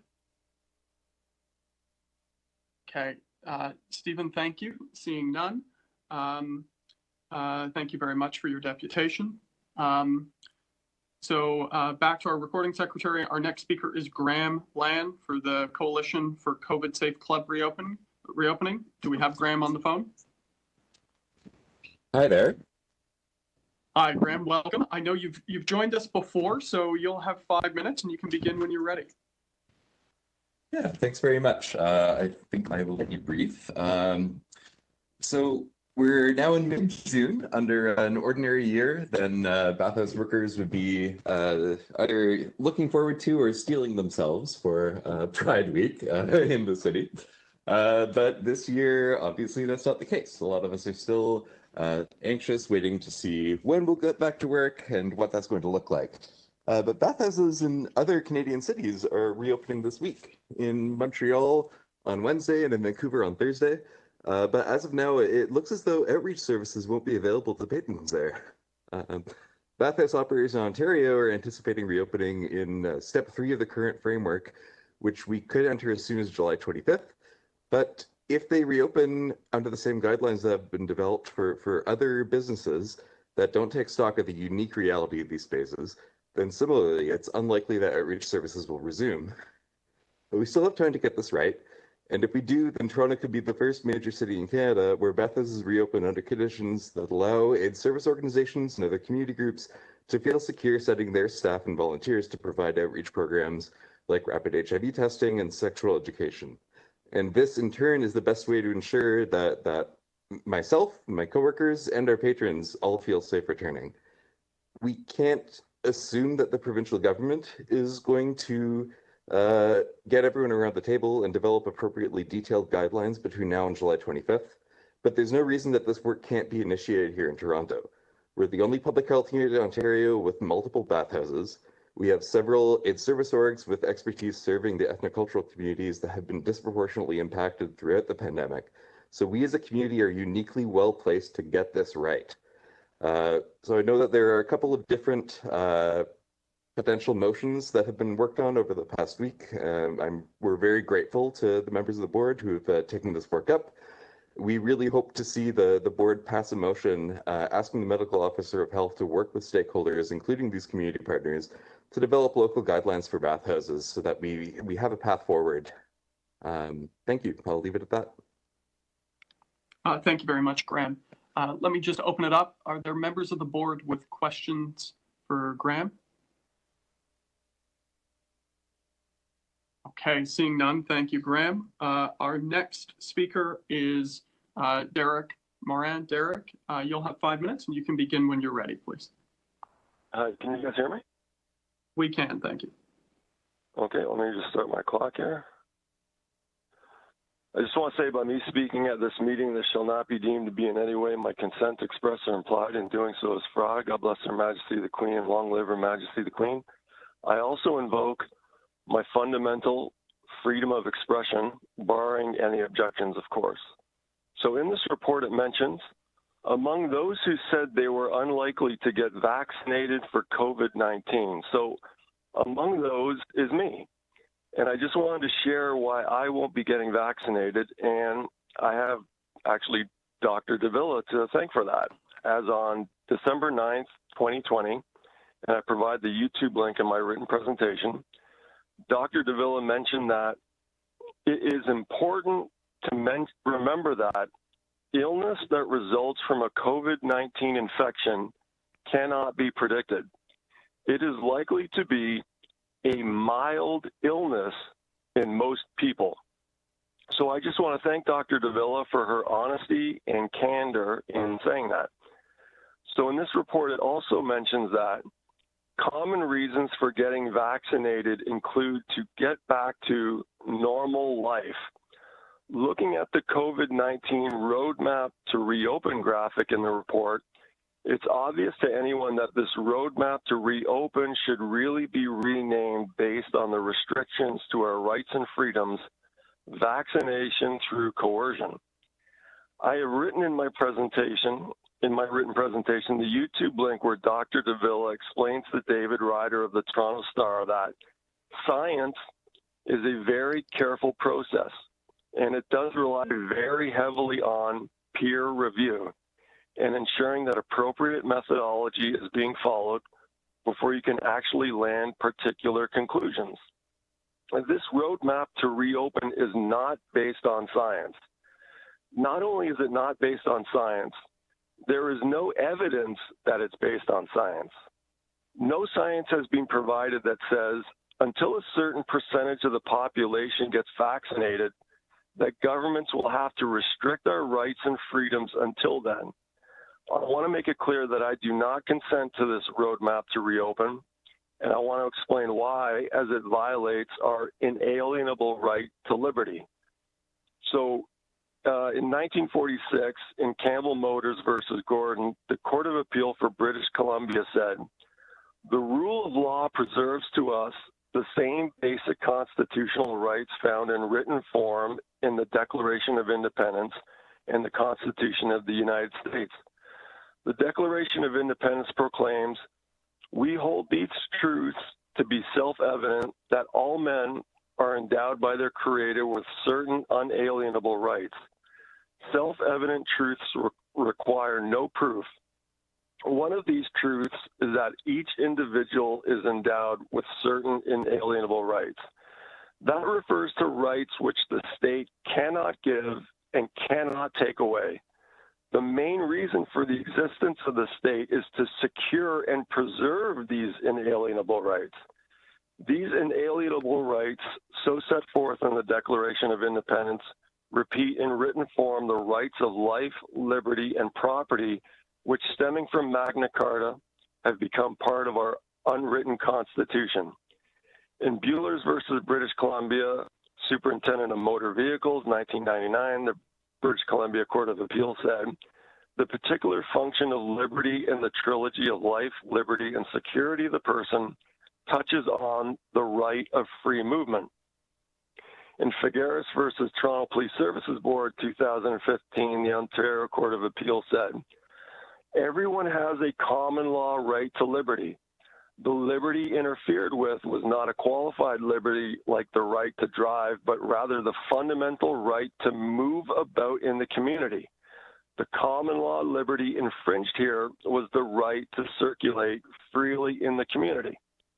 In the Supreme Court of Canada, 2019, in Pioneer Corporation versus Godfrey, the Supreme Court mentioned that the presumption that Parliament does not intend to abrogate common law rights. And in R versus Big M Drug Mart, 1985, the Supreme Court of Canada mentioned. Derek, I'm just going to note that you have about 5 seconds left. If you could seek to wrap up in a sentence, please. Okay, so mention that freedom can primarily be characterized by the absence of coercion or constraint. And that's my time. Thank you very much, Derek. Let me open it up to see if there are questions for you from members of the board. Okay, seeing none. Thank you, Derek. I'll go back to clerks. I'll do one last try to see if we've managed to connect Eric Michalovsky. Do we have Eric on the line? Hello? Hello? Can you hear me? We can, Eric. Eric, thank you for joining us. You'll have 5 minutes. You can begin when you're ready. Super. I'm a professor of sociology from New York University, and my research over the past 30-some years has focused on the response to HIV as well as other infectious diseases. I am also a senior editor of the Canadian Journal of Public Health and a member of the advisory committee of the Medicine and Society section of the Canadian Medical Association Journal. Finally, I'm someone with direct experience at bathhouses as cultural, social, and physical spaces. So my main message today is to encourage public health authorities to engage in a robust process of consultation with all parties connected to the bathhouse sector in order to develop thoughtful, informed, and sex-positive guidance for the phased reopening of bathhouses in Toronto. Let me give you a few thoughts about that process. First, I would stress that any such consultation should engage owners, managers, staff, frontline organizations that provide outreach services to bathhouses and patrons. As we've seen in the long-term care sector, conditions of work are conditions of health. It is therefore extremely important to emphasize that the experience and knowledge of staff who have direct contact with patrons must be fully recognized within any consultation process, and that the resulting guidance must protect patrons as well as those who work in bathhouses from risks of COVID-19 transmission. Second, the uniqueness of bathhouses should be a primary organizing principle of any consultation. Bathhouses are not restaurants, they're not gyms. The reopening protocols that have been established for other sectors cannot simply be transferred to bathhouses. As you know, most patrons come to bathhouses to have sex.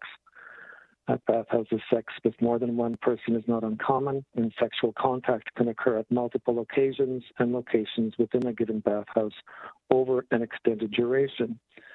Therefore, physical distancing and mask wearing have a more restricted role to play in COVID-19 prevention in bathhouses than in other brick and mortar settings of leisure and entertainment where people are not meeting with the expectation of close physical intimacy. Third, a careful and robust process of consultation can help generate the innovative and broad-based thinking that is needed to support a reopening process for bathhouses in the city. Among the issues that should be considered are ventilation standards, the provision of PPE for staff, vaccination requirements for patrons, the particular challenges of contact tracing protocols and personal identification at bathhouses, cleaning protocols, the potential temporary closure of steam rooms, hot tubs, and public play areas within individual bathhouses, the establishment of online booking systems with restrictions on the duration of visits in order to control the number of patrons using a given facility at a given time, and finally, education, guidance, and information to inform patrons about how to reduce COVID-19 transmission risks and to inform new expectations about how bathhouses are best used during the initial phases of their return to operation. Fourth, consultations and guidance must also recognize the important cultural role that bathhouses play for gay, bi, and queer men's communities. Bathhouses are not simply places to have sex, they are places for social connection, for identity formation, and they can play a particularly important role in the lives of racialized and other men, including those who are not open about their sexual activities, who identify as heterosexual, or who do not have access to private personal space for sexual activity. For these and other reasons, we need to protect and preserve our bathhouses. Finally, gay men have long been stigmatized and demonized as sources or vectors of STI transmission. The last thing we need is for that demonization to be repeated with COVID-19 outbreaks occurring at bathhouses because they have been reopened without proper care taken to preserve the health of staff and patrons and the communities they belong to. Thank you.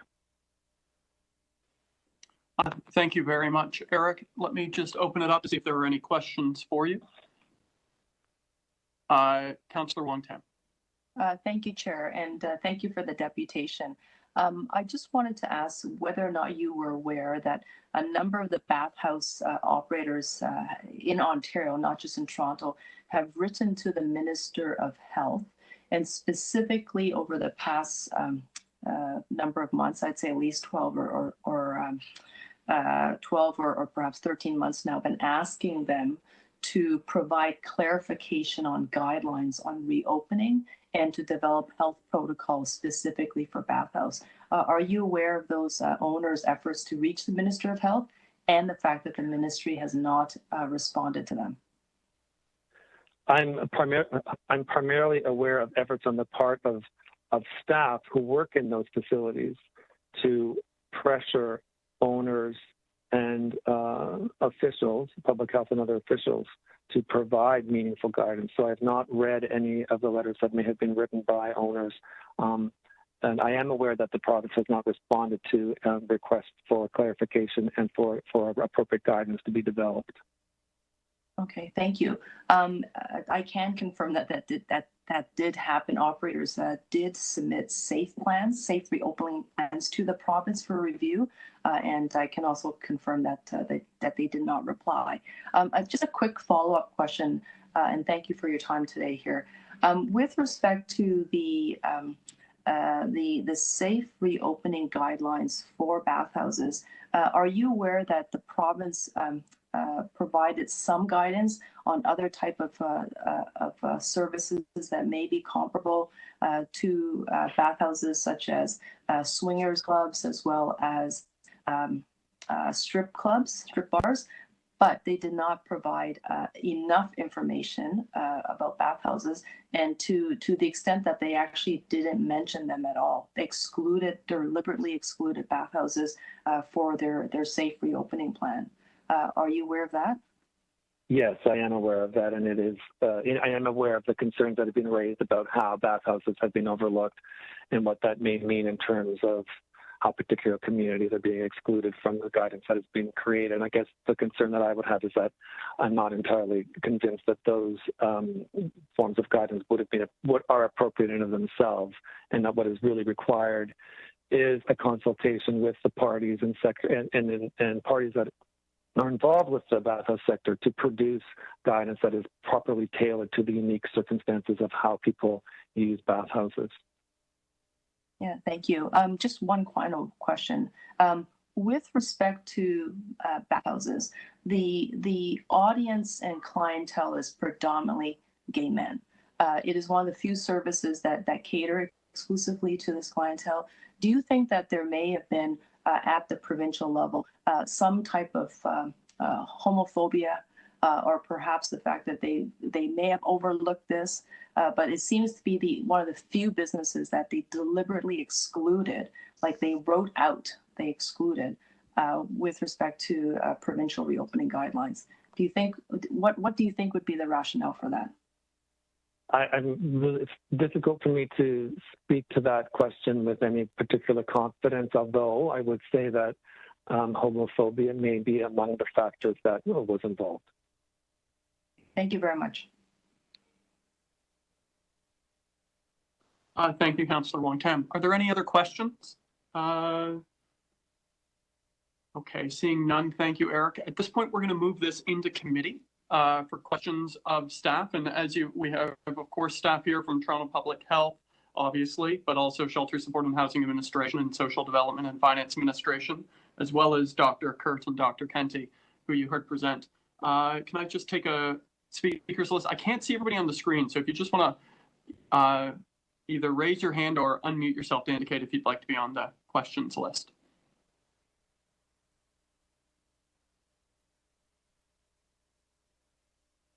I see Director Mulligan. Director Mulligan, why don't you get started, and then we can move to other board members and Councillor Wong-Tam, I see. So let's start with the two of you. Director Mulligan. Thank you, Chair. I have a quick question for Drs. Burt and Kente. I was wondering whether you could speak to, first of all, I want to say thank you for this very strong work and very clear recommendations for how we should move forward locally and globally in centering health equity and Black health. My question is around the governance of equity work and equity data when it comes to the collection and use of race-based data, for example, for Black communities. What recommendations do you have for this board about how communities could or should be involved in governing the appropriate use of these data? So I'll be quick. Communities should definitely be involved in the interpretation of the data and the reporting out of the data, precisely because of the stigma concerns that inadvertently reporting could further stigmatize already racialized and stigmatized communities, and we want to mitigate those risks.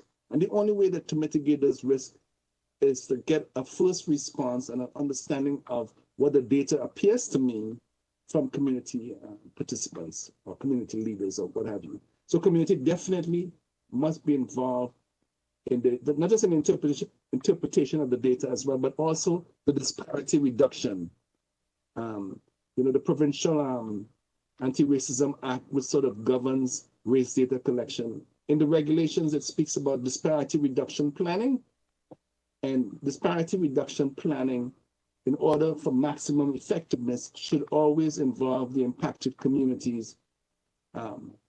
That's best practice. So on two counts, making sure the reporting does not re-stigmatize or compound the stigma that some communities always face, but also effective disparity reduction plannings where disparities or inequities are identified. Thank you very much. Those are all my questions. Thank you, Director Mulligan. Councillor Wong-Tam. Yes, thank you. My question is for staff in SSHA regarding the IPAC protocols in the shelters. Would it be accurate to say that every single shelter in the City of Toronto, either owned and operated by the city or through third partner agencies, have now fully adopted all the IPAC controls? Yes, Councillor Wong-Tam, that is safe to say. We've been following IPAC protocols ever since the beginning of the pandemic, changing and adjusting as Toronto Public Health guidelines changed.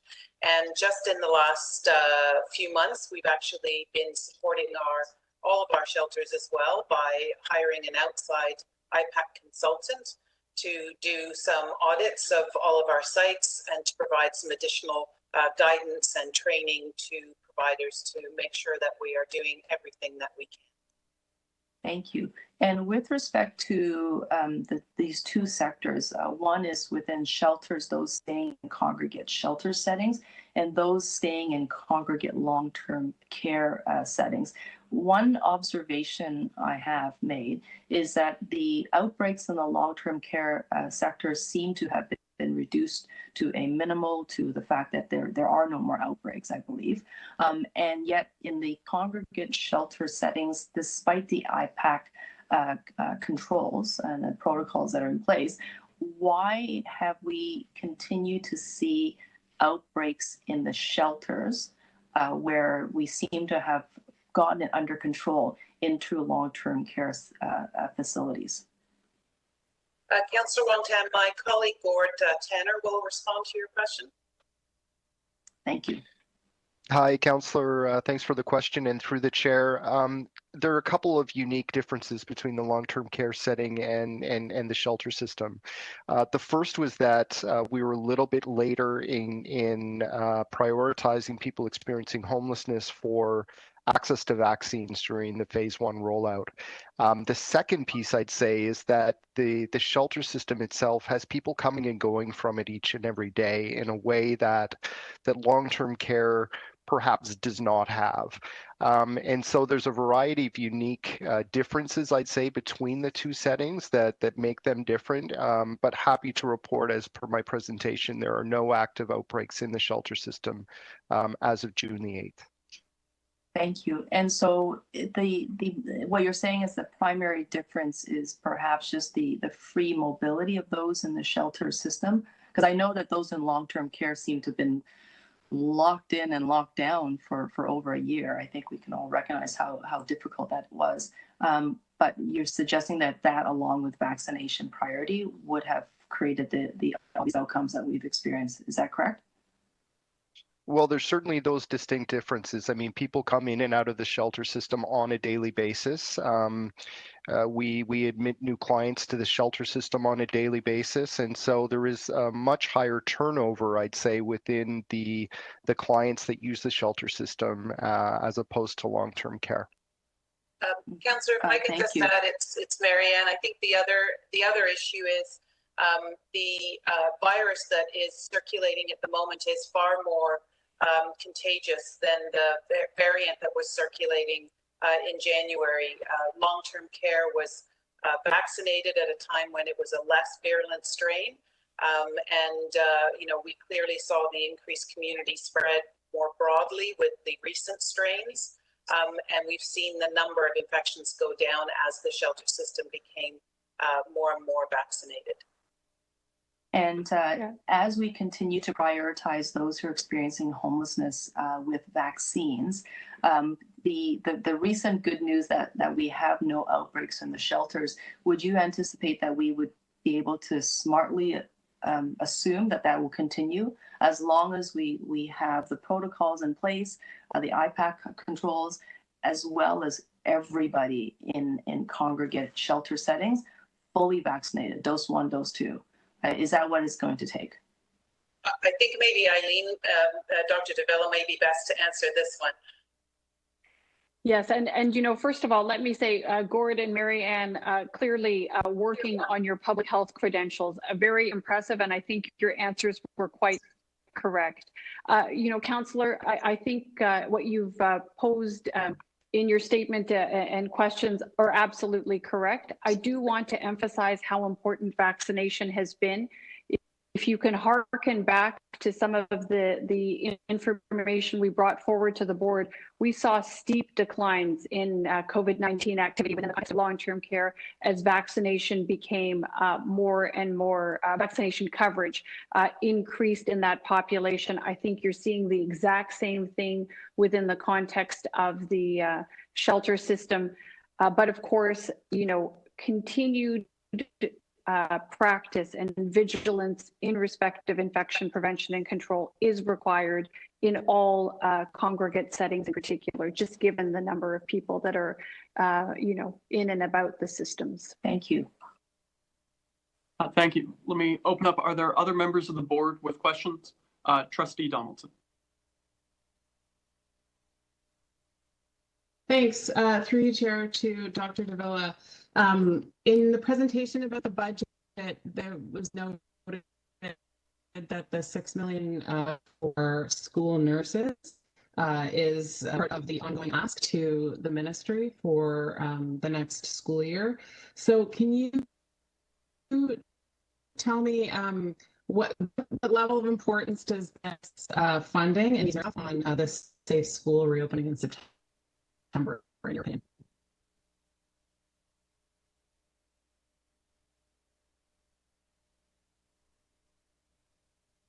So sorry, Trustee Donaldson, I was cutting in and out. So I think you were asking about the school-focused nurses that have been funded by the Ministry of Health and the importance of them to our work. Well, there's no question. They are absolutely, they have been fundamental in our COVID-19 response in schools to date.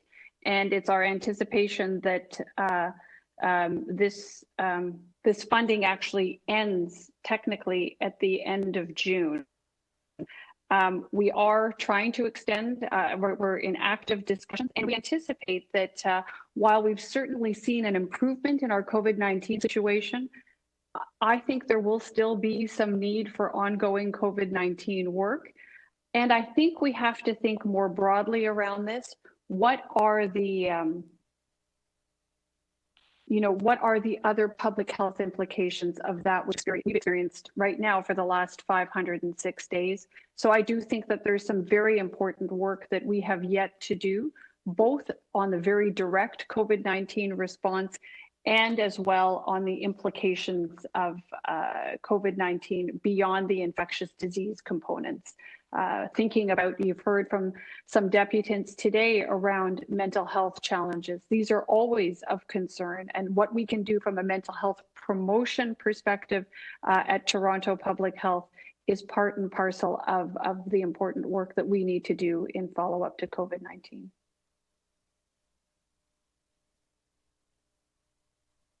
Thanks, Trustee. Are there any other members of the board who have questions? And again, I can't quite see everybody, so just unmute if I've missed you. Okay, I have a couple. First, to Dr. Davila, one of your recommendations you provided in the presentation is for to request the Ministry of Health to provide additional vaccine supplies to continue accelerating full vaccination rates for hotspot campaign. I wonder, is the situation today in the city that we do not have sufficient supply to effectively accelerate the hotspot campaign as you'd like to see? Through you, Mr. Chair, at this point, I am concerned that we may not have enough, particularly as eligibility for accelerated second dose has just become available.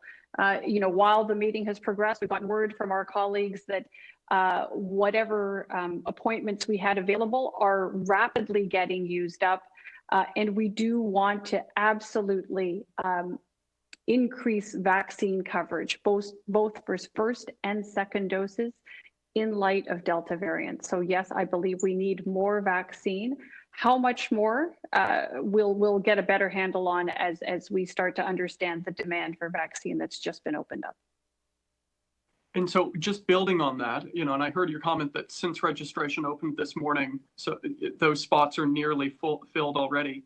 Is there a risk that what we saw transpire during the first doses will transpire again now with the second doses? That being those who have the access, technological access, linguistic access, and others will be able to book second doses immediately, while those in hard-hit neighborhoods could be left behind without an accelerated targeted supply to them. So through you, Mr. Chair, that is certainly a risk. We are doing our best to avert that, but supply is important. Ensuring that there is sufficient supply is important over and above our efforts to reduce the inequities. Okay. And I take that point that supply alone doesn't address inequities, rather the targeted community-based approach does. I appreciate that. It was suggested last week by the provincial minister of health that if local areas were using their supply, that the province would be open to increased allocation to hotspots. Is Toronto, across our Team Toronto partners, are we utilizing our full supply currently? So through you, Mr. Chair, we are certainly using whatever supply we have. This does fluctuate from day to day. So as we figure out what we're using, we are certainly not shy about going to our provincial counterparts and asking for more vaccine. Okay, thank you. On disaggregated data, one of your recommendations you've provided to us in the presentation is requesting the province to mandate and facilitate the collection of sociodemographic data. This is race and income-based data. It currently is on a voluntary basis. It's not mandated. Is that correct? Through you, Mr. Chair, yes, that is correct. And so are we, through our city-run and Toronto Public Health run clinics, seeking to collect that data currently? Through you, Mr. Chair, my understanding is yes, that is what we are doing. Okay, but it's not across the broad spectrum of vaccination partners, whether that's pharmacies or other partners. As it's voluntary, we cannot speak for whether they are or are able to, I suppose, is the differential between the city-run TPH clinics and other clinics. That's correct. We would have to ask those providers what they are collecting and when. And do we have, just a final question on this, you mentioned that on a voluntary basis, we are, through our city-run and TPH clinics, collecting this data.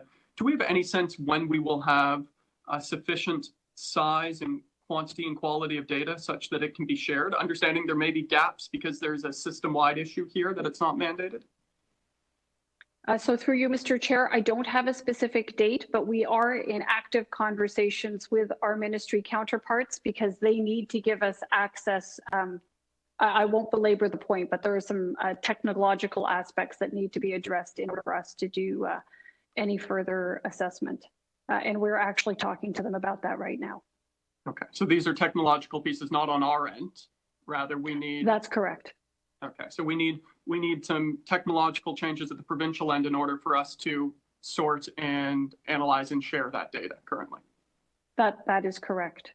Okay, thank you. And then I'm going to turn to Dr. Burt and Dr. Kente. In your comprehensive report, we've spent a lot of time talking about the local context. I'm looking at the area related to the global context and the principle that nobody is safe until everyone is safe. I note one of your recommendations deals with vaccine access for countries in sub-Saharan Africa and the Caribbean. Could you speak to what the task force is asking to be done here and recommending? I'll go first and then David could follow up. What we're actually asking for is a sort of a parallel path as is being pursued by the US at present, which is to say they're donating 75% of their surplus vaccines to COVAX, the WHO, for distribution to low-income countries, and 25% of their surplus to their allies. What we are saying is that because of the requests that we've received from members of Toronto, Black members of Toronto who have families in many Caribbean countries and African countries and who have advocated on their behalf that it's possible for us to designate some of our surplus vaccines for some of these countries, particularly the ones that have 0 vaccines at the moment, or 1%, which is the average. And I'm conscious I'm over time. So my final question here. So your specific recommendations then from the task force is for the federal government to immediately commit to publicly sharing surplus vaccines with the Caribbean and Sub-Saharan African countries through COVAX, and as well to support the proposal at the WTO to waive TRIPS agreement restrictions around the manufacture and patents of vaccines. Is that correct? Correct.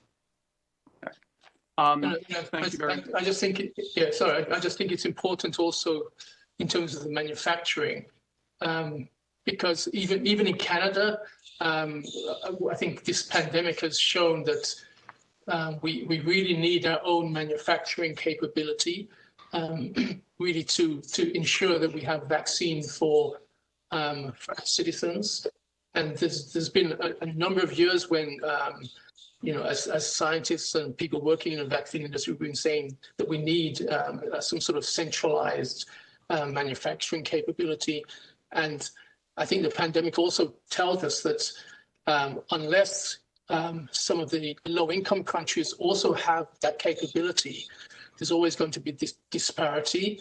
And as we all know, unless the whole world or the majority of the world is vaccinated, this pandemic will always be an issue. This virus will always be an issue. Thank you very much, Dr. Burt. And thank you to board members for indulgence there. I went over. Are there other members of the board who have questions? Okay. We will now then move this into committee for speakers. Those who wish to speak. Members of the board, if you would raise your hand. I see Trustee Donaldson. Other members of the board who wish to speak?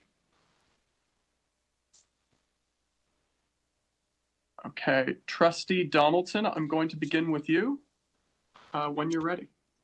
Thanks, through you, Chair. So I've requested an additional motion be added to the package today that requests the Medical Officer of Health to provide an update to this board at our September 20th meeting about the impacts to children and youth during the pandemic and measures to enhance safety in our schools for September.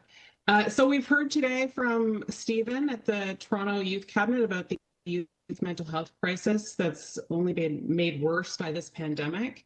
At the Toronto District School Board, we have data most recently from September when we surveyed our own students that shows a precipitous decline in mental health, 20%. We also have regular reports from Josh Fullen at Maximum City at this board, and he's been continuing to keep us informed on the impacts of physical and mental health on students and children and youth during this pandemic. And by September, we're going to be into our third school year of disruption as a result of this pandemic. And I believe our children and youth deserve and need focused attention as to look at how they're faring, how we can improve their lives during this ongoing pandemic and into recovery. So I thank this board for their consideration, and I look forward to Dr. Davila and her team's work on this important issue. Thanks, Chair. Thank you, Trustee Donaldson. Let me see, other members of the board who wish to speak on this item? Councillor Wong-Tam. Thank you, Chair, and thank you to all the presenters for these excellent presentations, but also for the hard work that enable the content filling. So recognizing that it's not just necessarily one conversation or perhaps one research, but the fact that you went out and talked to so many people and in the community, I think is really valuable, especially for Dr. Kente and Dr. Burke. Thank you very much for the work that you did. That you have done and continue to do on the Black Scientist Task Force on vaccine equity. We're at the Board of Health is obviously a lot better because of your involvement and your leadership, and thank you very much for bringing that forward. To the issue that was spoken to by at least two deputants, I just wanted to flag it for for the members. And I know that this particular board is already aware because we've had that deputants that have spoken on the bathhouse issues before. But I just wanted to flag and highlight that, you know, Councillor Cressy, our chair, is going to present obviously a larger motion. It's going to have a number of recommendations in it. One of those recommendations is specifically to ask the medical officer of health to reach out to the province to seek clarification on the reopening guidelines for bathhouses, strip bars, as well as swinger clubs. I cannot stress how difficult it has been, not only for the business owners, of course, who are hanging by literally their nails, but also the people that work in these establishments on how difficult it is that you've been locked in and shut down for this number of years. And we're heading into years now. It's not necessarily going to be a quick reopening if they're not even on the provincial radar. I know that I wrote letters specifically to the Minister of Health, as well as every single bathhouse owner in the city, as well as bathhouse owners outside of the city, specifically seeking clarification. I have been in the receipt of reports and reopening plans, safe reopening plans that were drafted by the different bathhouse owners that outline all the different things that they were going to do to try to ensure that their clientele and their staff are safe. And it was very robust. It was deeply, I think, consultative to a certain degree. And all they wanted the province to do was give them a response. Are they on the right track? This, 14-page document that they submitted that it went everywhere from screening individuals coming in to making sure that their health and sanitation protocols, how they were going to physically space the tables and chairs and what have you. All they were looking for was a reply. Are they on the right track? What modifications do they need to make? How can they improve on it?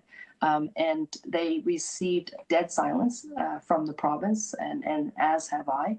And it's been incredibly frustrating because obviously they serve a very specific clientele. A number of the speakers actually work for health agencies, health-related agencies that go in to do health promotions in these bathhouses that specifically direct the health promotions to gay men.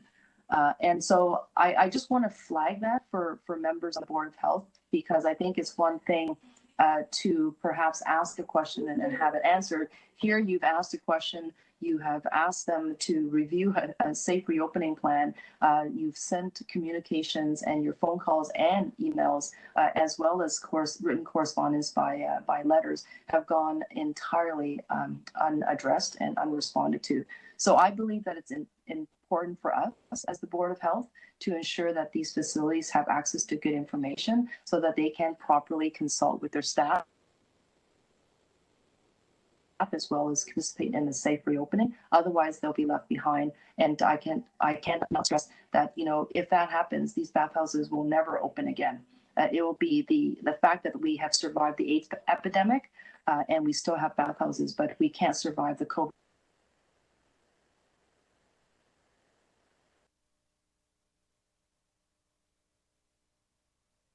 Councillor, we're just losing your audio there. I've finished my remarks. Sorry. We missed your last sentence, if you wanted to reiterate it. My only sentence was just to say thank you to all the members of the Board of Health and to yourself, Chair, for moving the motion. Thank you for those remarks, Councillor Wong-Tam. Let me open up to see, are there other members of the board who wish to speak on this item? Okay, seeing none, I'm going to put myself on then to speak, and I will begin by moving the staff recommendations along with the following amendment. And I will just walk through these because there's a fair amount in here.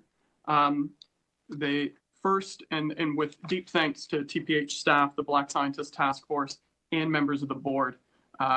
This is to walk through them, that the board calls on the Government of Ontario to work with industry stakeholders and ourselves around a safe arts and cultural reopening. The second item there goes in depth, as Councillor Wong-Tam just spoke to, and I know Director Mulligan worked on this as well, around work for a safe reopening, specifically within bathhouses. There is as well an amendment here looking towards the province and the federal government around their reporting of long COVID. This is that we recognize that people have not immediately recovered from COVID. In fact, there is long COVID that has emerged, and how do we report that properly? And then finally, in terms of new recommendations from the board, it is for the MOH to provide an update at our next meeting on the status of the provincial public health modernization discussion.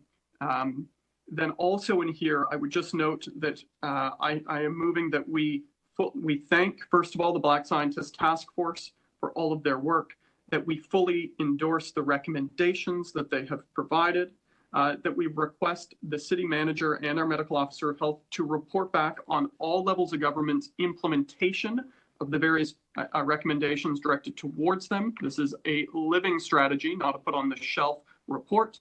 And finally, that the work and recommendations from the Black Scientist Task Force be used to inform the ongoing development of the Black Health Plan that Social Development and Finance Administration is using to permanently address inequities.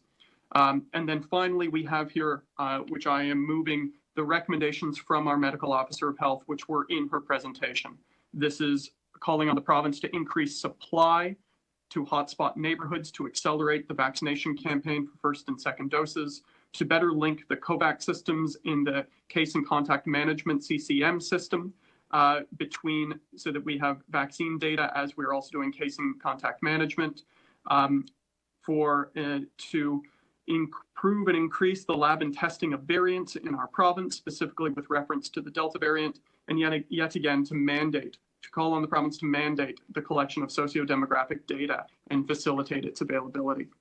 And so that is a full package there of amendments, including the MOH's amendments, recommendations, the Black Scientist Task Force recommendations, as well as those which we worked on with members of the board. Let me just say a few words on top of that. Of course, to thank our Toronto Public Health staff for their relentless work, 500 in, I think it was 6 days, Dr. Davila said in her presentation, but also the whole of government approach. As we've done for quite a while here, our board, we're not just hearing from Toronto Public Health. In fact, this is a team effort across the city, including Shelter Support and Housing Administration, Social Development and Finance, and many, many others. And to thank our civil service, and in particular, to thank Dr. Kente and Dr. Burt and all members of their task force. This is traumatic, tough, deeply important work that the task force has undertaken.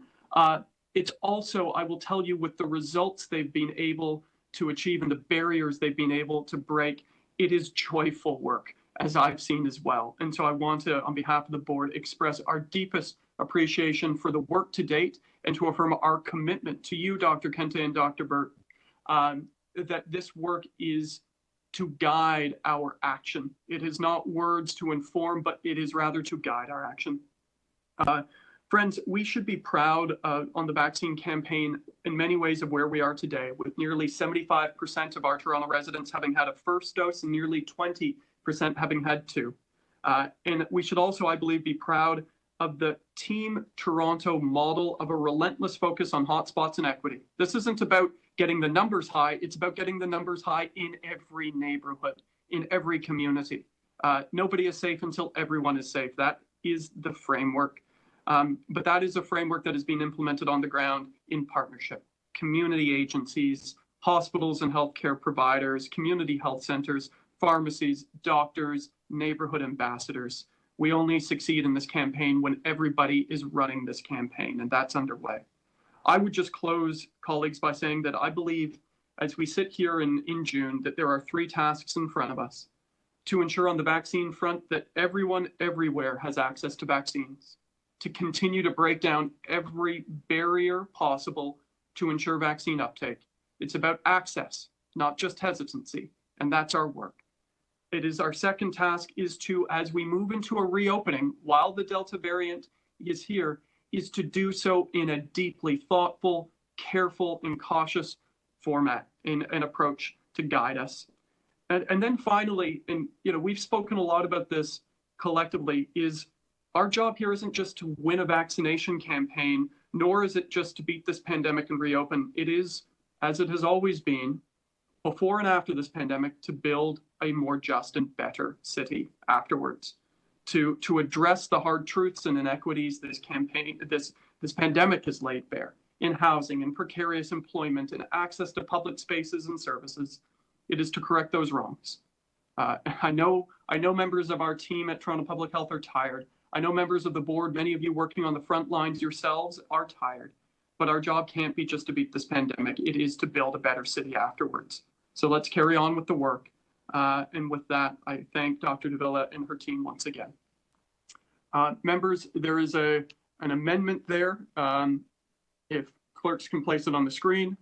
As it includes the Black Scientist Task Force recommendations as well, I would like to call for a recorded vote on this, as I think it warrants a public recorded vote. Julie, if I can turn it to you for that. Absolutely, Mr. Chair. So directors, when I call your name, please unmute your mic, indicate your vote by stating in favor or opposed, and put your mic back on mute.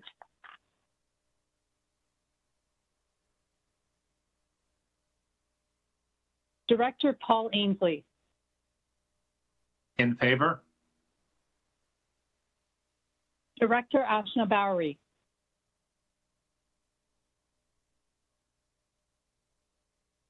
Director Brad Bradford.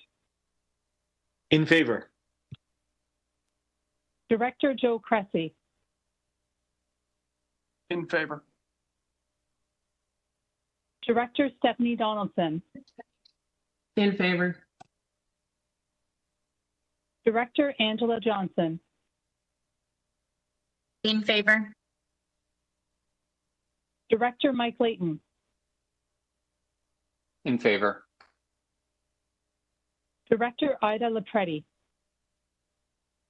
In favor. Director Kate Mulligan. In favor. Director Gord Perks. In favor. Director Peter Wong. In favor. Director Sue Wong. In favor. Director Kristen Wong-Tam. In favor. And Mr. Chair, that carries with 13 in favor and 1 absent. Thank you. That carries unanimously. We will now proceed and just to item 29.2, which is the Toronto Overdose Action Plan. For members of the board, as a time check, we will be breaking at 12:30 for a 1-hour lunch, and we will return at 1:30. There are a few items remaining. So we will begin with item 29.2. There is a staff presentation, just one, not three, I promise. And there is a staff presentation followed. We do have 6 deputants thereafter before we bring it into committee. So with that, I will turn it over to Dr. Davila, yourself, and Nicole Greenspan, who I will let you introduce for the presentation on item HL 29.2. Thank you, Mr. Chair, and thank you to Dylan for bringing up the slides. I will turn it over to Nicole Greenspan, who is a manager at Toronto Public Health and is really, has been new in this position and is the lead here and has been doing really incredible work. I will turn it over to her and I will close off the presentation along with her. So with that, Nicole, over to you. Thank you very much. Good morning. I will be providing a brief overview of the Toronto Overdose Action Plan Status Report 2021, which is before you today. This annual report is part of our accountability on the implementation of the Toronto Overdose Action Plan, which was endorsed by the Board of Health in March 2017 and updated in June 2019. The last reports about this issue were brought to the Board of Health in June and November 2020. And the report in front of you highlights key actions taken over the past year and makes recommendations for further action. Next slide, please. To start, I'd like to provide you some data about the drug poisoning crisis. Since 2015, there has been a high number of deaths caused by opioid toxicity in Toronto. Preliminary data from the coroner reveals that this has dramatically worsened in 2020. There were 521 confirmed opioid toxicity deaths in 2020, which is a 78% increase compared to 2019. This is an unprecedented increase. This is a larger increase than what occurred across Ontario, where there were 2,352 confirmed opioid toxicity deaths in 2020, which is a 55% increase compared to 2019. I'll point out that these are preliminary numbers that we expect to increase as the coroner's investigations are closed. I would also like to draw your attention to the suspected drug-related deaths, and that's the red line on this graph. This is a measure used to track early signals of potential trends, and it's not specific to opioids. It includes all drugs. There have been increases in these deaths, and in 2020, there were 843, a 71% increase from 2019. Can you take me to the next slide, please? Take us all to the next slide, please. So this graph shows the number of fatal suspected opioid overdose calls attended by Toronto paramedic services since August 2017, and that's when we started monitoring this data. As you can see, these have increased since the declaration of the COVID-19 emergency in March 2020, and that's marked on the graph. Prior to the COVID-19 emergency, Toronto paramedic services attended an average of 13 fatal calls per month. After March 2020, this number doubled to 26 fatal calls per month. And in 2021, the average number of fatal calls has increased to 28 per month. The highest number of fatal calls attended by paramedics occurred in January of this year, January 2021, when they attended 38 fatal calls. Next slide, please. So as you've seen in this data, there has been a dramatic increase in the numbers of drug-related deaths in Toronto since the COVID-19 pandemic began. And this situation continues to worsen. Deaths involving all substances in Toronto have increased to record highs. We have also seen an increase in deaths caused by both opioids and stimulants. What we are facing goes beyond an opioid poisoning crisis and is now most accurately described as a drug poisoning crisis. Next slide, please.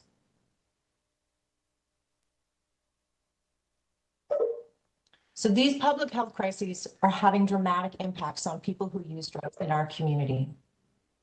They are facing a number of challenges.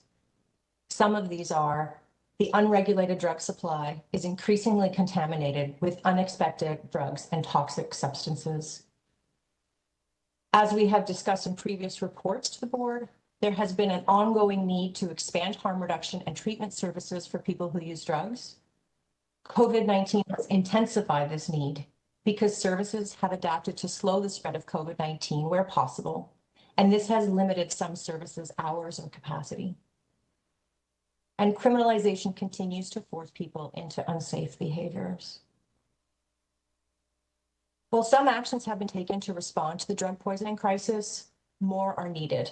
The situation remains urgent and it continues to worsen. Next slide, please. So I'm going to highlight some of the actions taken since the last reports in 2020 to the Board of Health. And I'd like to note that this is not an exhaustive list, but it highlights work in key areas. So safer supply initiatives, they have been extended and scaled up. New funding received from Health Canada allows 2 safer supply programs in Toronto to continue to operate and will allow Toronto Public Health to expand treatments offered at the works to include injectable hydromorphone. Supports have been designed and have begun to be implemented to address grief and loss for those responding to the drug poisoning crisis. In terms of harm reduction and treatment services, many groups have continued to provide these, and we have advocated to scale up these services. Examples of work undertaken include supervised consumption services and outreach provided by a variety of community agencies. Toronto Public Health has continued to operate the Works consumption site and offers treatment. Other Toronto Public Health work has included working with community agencies to enhance supports for women and parents who use drugs, and developing resources for businesses on how to prevent drug poisoning deaths. Toronto Public Health and Toronto's drug checking service have continued to provide community alerts about increases in drug poisonings and toxic drug contaminants in the unregulated drug supply. And the final note on this slide, as explained in the previous presentation delivered by Gord Tanner from Shelter Support and Housing Administration, the Integrated Prevention and Harm Reduction Initiative, IFARE, is a multi-pronged effort by the city and community agencies to enhance prevention and harm reduction and respond to the drug poisoning crisis that is occurring within the shelter system. Funding has been provided to community-based harm reduction agencies to carry out essential frontline work as part of IFARE, and resources toolkit has been developed. Toronto Public Health now operates 2 urgent public health needs sites at hotel shelter sites, and more are planned. Can you please move to the next slide? So Toronto Employment and Social Services, two-spirited people of the First Nations, and other community agencies are collaborating to develop and pilot a harm reduction training program for Indigenous people. Last year, the Toronto Urban Health Fund provided funding for 26 community-based initiatives to prevent drug poisoning deaths, and these initiatives have included funding peer-based outreach. The Toronto Academic Health Sciences and Toronto Public Health Opioid Task Force developed a proposal for a systems-level approach to addressing the drug poisoning crisis across the continuum of healthcare in Toronto.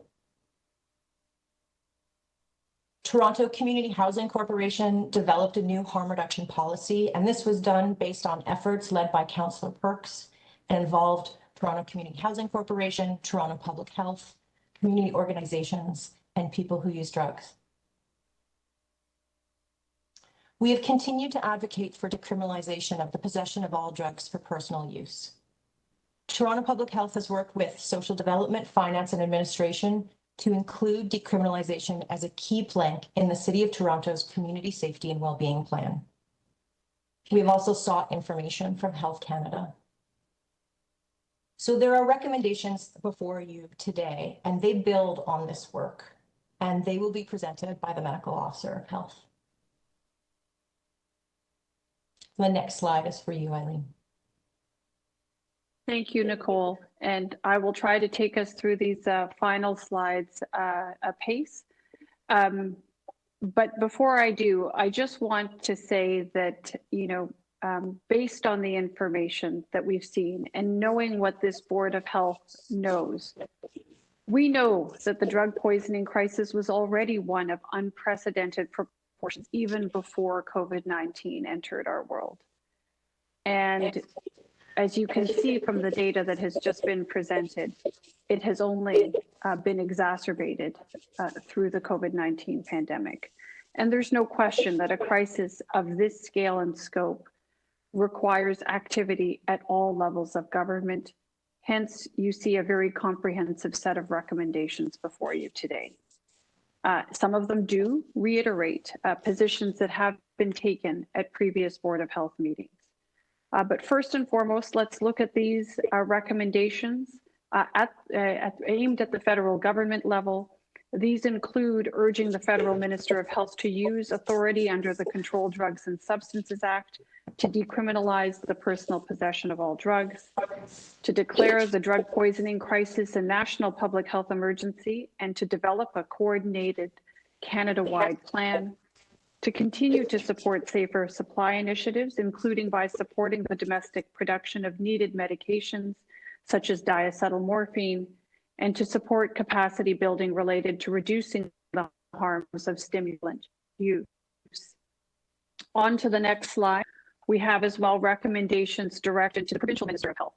And these include things such as recognizing the urgency of the drug poisoning crisis and the critical need to scale up actions by convening a multi-sectoral task force, to expand funding for supervised consumption and other harm reduction services, including consumption and treatment services and other overdose prevention sites, services that are needed to provide essential supports in the shelter system, which we've heard about and are desperately needed, harm reduction, treatment, and social support services that meet the needs of women who use substances, and funding longer-term implementation of vital drug checking services. The recommendations also speak to the need for the Provincial Minister of Health and the province writ large to support a spectrum of safer supply options, including listing injectable opioid agonist medications on the Ontario Drug Benefit Formulary, and to fund a comprehensive substance use crisis center and a systems level approach to addressing the drug poisoning crisis. Turning to the next slide, there are some recommendations that are directed to both the federal and the provincial levels of government in terms of providing long-term financial commitment to assist the city in creating and operating more affordable and supportive homes for people in need, including people who use drugs. And with the next slide, we have some recommendations that are specifically directed here at the local level. First, recommending that the Board of Health to recognize the drug poisoning crisis as a public health crisis in the city and to commit to supporting the actions that are urgently needed to respond effectively to this crisis. This recommendation is truly directed towards the work that we are committed to advancing at Toronto Public Health. You know, it has to do with convening, you'll see here on the bottom half of the slide, convening a working group to develop a health and social equity-based alternative approach to criminal sanctions, something we've talked about at many occasions here at this board. I just would call to your attention that our proposal is to convene this group in consultation with our colleagues at Social Development, Finance and Administration and other city divisions. And of course, I think this is very important to note that we believe that this group must absolutely involve a broad range of stakeholders, notably those with lived and living experience of drug use and their family members, community-based service providers, including Black and Indigenous-led agencies, as I mentioned, the relevant city divisions and agencies, including law enforcement, and policy and research experts in relevant areas. This is quite an expansive group, very complex issue that requires a broad range of stakeholders. And the work of this group ultimately would be to develop an alternative approach to criminal sanctions as a core and essential step in requesting an exemption under the Controlled Drugs and Substances Act from Health Canada. So on to the last slide.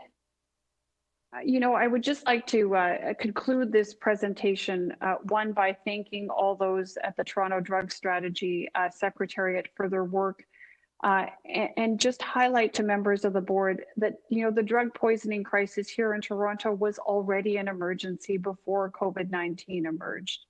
And some of you may recall that, in fact, we had called it the defining health crisis of our time. You know, COVID-19, you know, and the arrival of the pandemic only exacerbated this situation and has done so at a dramatic level.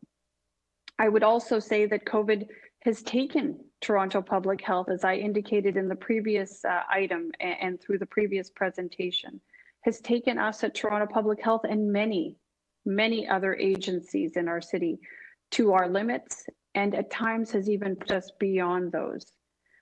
But I will say this, given the significance of the drug poisoning crisis, you know, our drug strategy team actually is one of only 2 programs at Toronto Public Health that did not experience staff redeployment. And we have really done our very best to keep progress moving forward on this work, just given the significance of the drug poisoning crisis on the health of our city. Has it been enough? You know, I think the short answer is no, and it will never be while there are preventable overdoses and while there are preventable deaths. But if there is something positive, if you will, from the COVID experience that helps to inform our work on the drug poisoning crisis, it's this.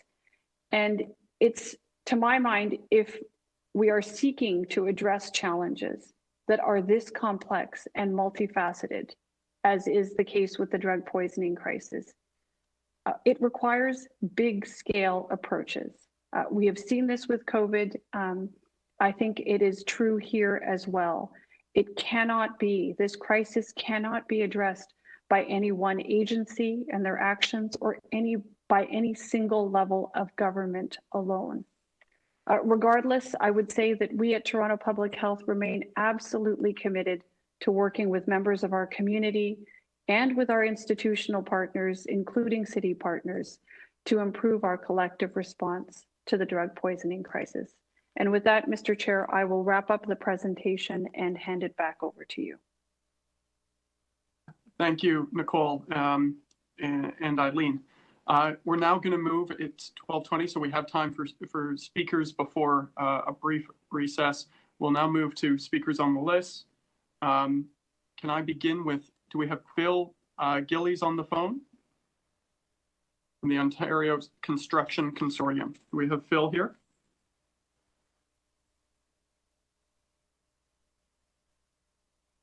To the chair, we do. One moment, please. Phil, I am now unmuting your mic. Great. Thank you, Mr. Chair. Can you hear me okay? Phil, we can hear you loud and clear. Thank you for being here. You'll have 5 minutes and you can begin when you're ready. Wonderful, thank you. And I'm joined today by my colleague, Mike York, the president of the Carpenters Union District Council of Ontario. This is a joint presentation by our two organizations. So we want to thank you, Mr. Chair, Councillor Cressy, and to the members of the Toronto Board of Health for the opportunity of deputing to you today. We want to commend you for your efforts to curb the opioid overdose crisis in Toronto. You must be concerned, as we are, about the sharp increase in overdose deaths that occurred in 2020 and continues today. We share your concerns with how this crisis is impacting all Torontonians, drug users, their families, and in some cases, their co-workers. Today, we'd like to share with you our particular concern about how this is affecting the construction industry workforce, which we represent. And we want to tell you about a campaign we have launched to focus attention on this. Back in February, we were made aware by Douglas McCarron, General President of the Carpenters Union based in the United States, of data that was published by the Centers for Disease Control, indicating that more construction workers were dying of drug overdose than in any other employment sector of the economy. The CDC report said that close to 1/3 of the overdose deaths among employed people were people working in construction. We decided then and there that we had to investigate this to try to determine if the situation was the same in Canada. Frankly, we had no reason to believe the situation in the industry in our country would be any different. There was no comprehensive data available then, but a lot of anecdotal evidence that we had a crisis here in Canada and in Ontario. Our worst fears were confirmed on May the 19th when the report came out from the Ontario Drug Policy Research Network and the Ontario Coroner's Office. The report, with which we're sure you are familiar, told us the following. In Ontario, approximately 2,500 people were lost to drug overdose in 2020, up from 1,500 people in 2019, an increase of 60% that year. And as Dr. Davila has indicated, that the percentage increase appears to be even higher in Toronto. Of those people who were employed at the time of their death, 30% were employed in construction work. No other employment category even came close. Our best estimate is that somewhere between 120 and 150 construction workers died of overdose in Ontario last year. To put that in perspective, Around 20 construction workers died last year from workplace accidents. So looking at health and safety issues across the board, this drug use overdose situation is by far our biggest problem. With this dire situation in mind, we launched our public industry information campaign, The Other Pandemic, on May 31st. Our website, should you want to take a look, is theotherpandemic, all one word.ca.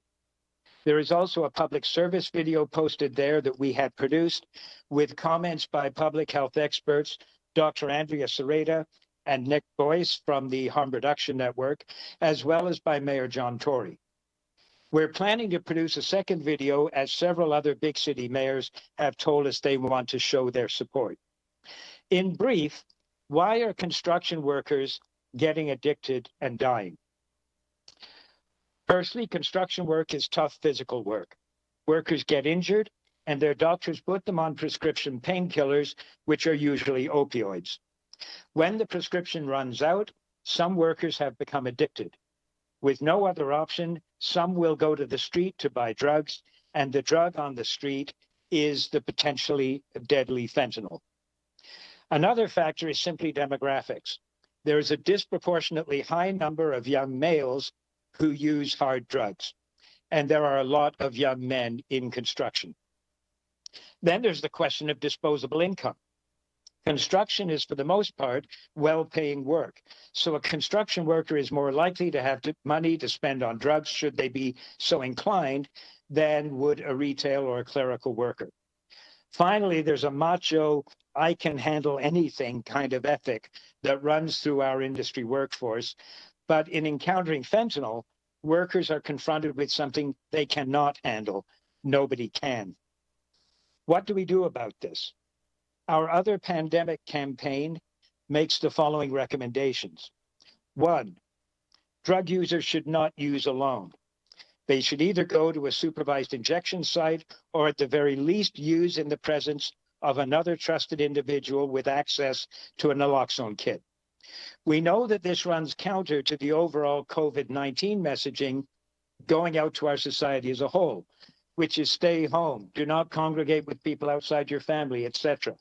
But for a hard drug user, this is not good advice.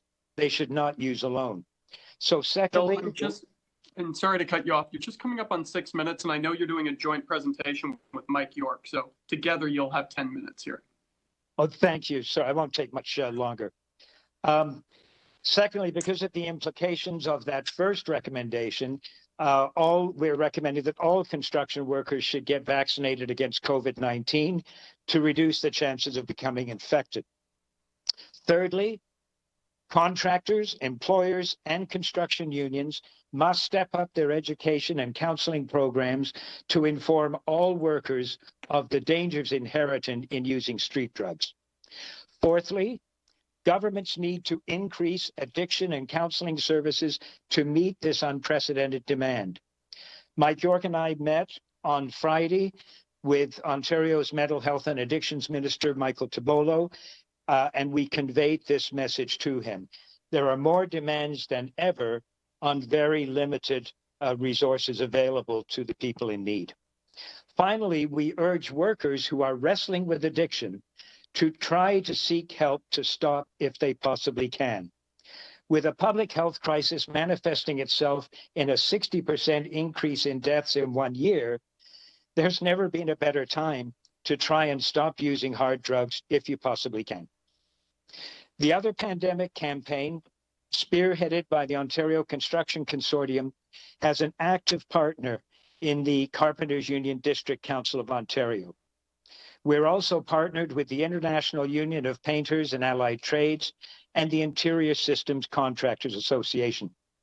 And we've had express support from the Ontario General Contractors Association, the Residential Contractors of Ontario, and the Ontario Building Trades Council of Central Ontario. Just one closing remark. Bill, I'm just going to note for you, sorry, you're just coming up on 8 minutes, and between you and Mike, you have 10. So I just want to make sure you are aware of the clock. Thank you, Mr. Chair. I'll wrap up now. Just by saying, when Mike and I decided to take this forward to our industry and push this as a priority, we were frankly expecting some pushback. We thought there would be elements in the industry that didn't want to showcase bad news like this. And some elements in the construction industry, some organizations are very small C conservative, frankly. And I'm very, very pleased to be able to tell you we got none of that.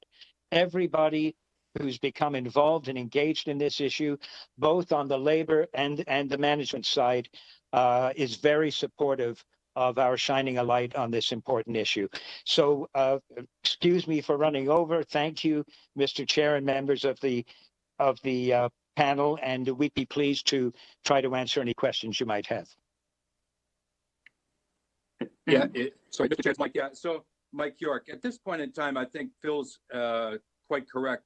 I think that the dialogue in terms of discussion is preferable to an extended contribution by way of presentation. So, I mean, I might just mention in terms of the carpenters, we're looking at this from an Ontario-wide perspective as well.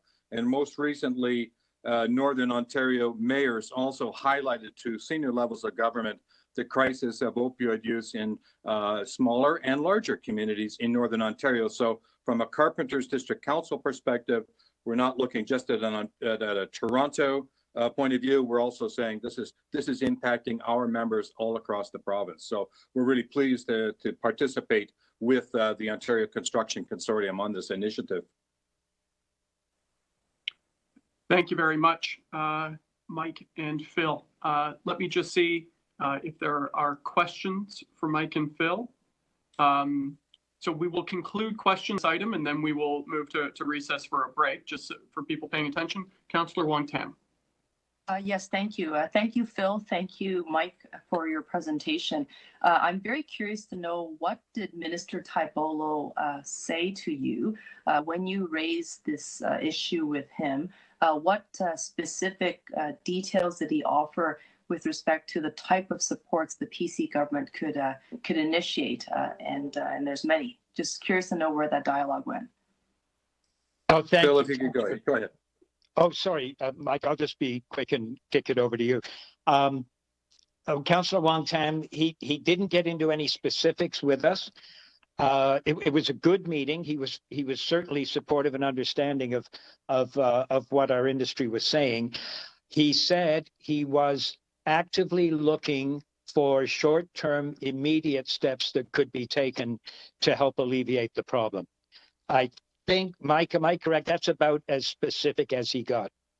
The other aspect was that he was looking at it from a multi-discipline approach. So various ministries, of course, you know, whether the Ministry of Labor working with Monty McNaughton on apprenticeship training. So, and we've actually raised that issue as well, that opioid awareness should be part of apprenticeship training programs. Thank you. And with respect to, and that was very helpful, I guess, with respect to what the minister said, maybe light on details. I was hoping for more. And I guess with respect to the number of outstanding requests that the Board of Health has made to both the provincial and federal government, it sounds to me that by way of your presentation and audience here today, is that we probably have some new powerful allies in the construction sector on raising this issue with the other orders of government. Would you say that that is your commitment to, or part of your presentation, is that you want to do more, and perhaps you want to partner with public health to do that work? I would suggest that's correct. Yeah. I would say that absolutely, Councillor. We've had outreach from large organizations within the industry, the Ontario General Contractors Association. I had a meeting with them last week, and they're looking at some possible avenues that they could help us.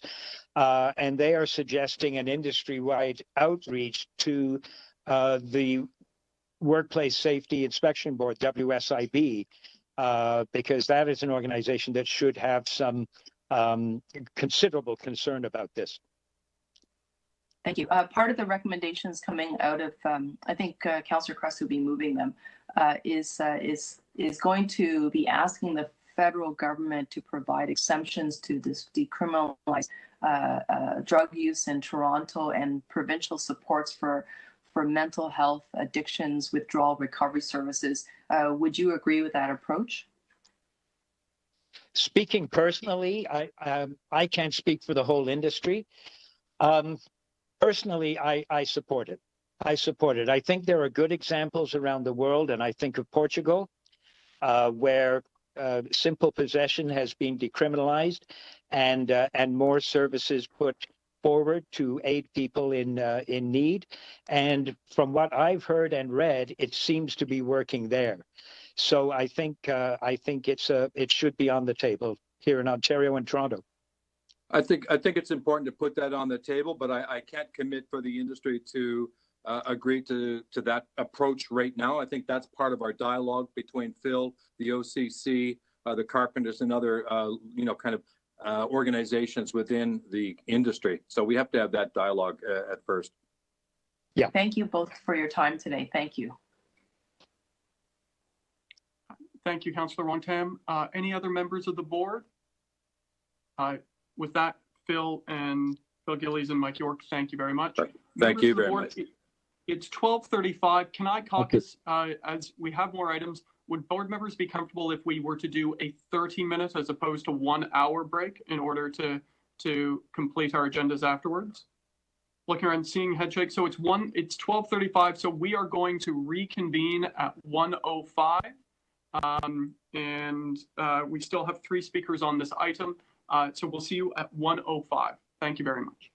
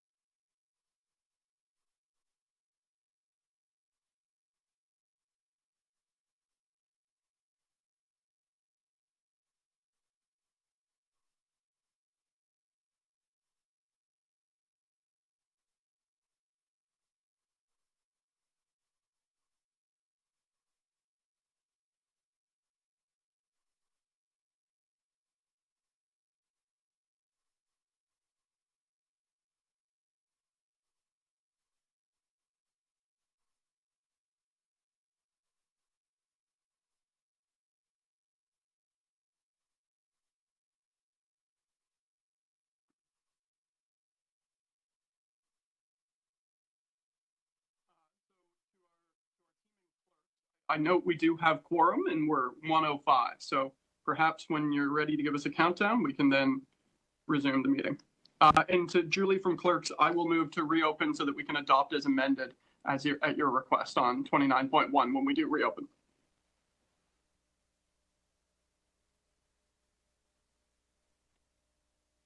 That's great. Thanks, Mr. Chair. And I'm just confirming with my colleague Nahom just about the YouTube live stream. We will get back to you shortly.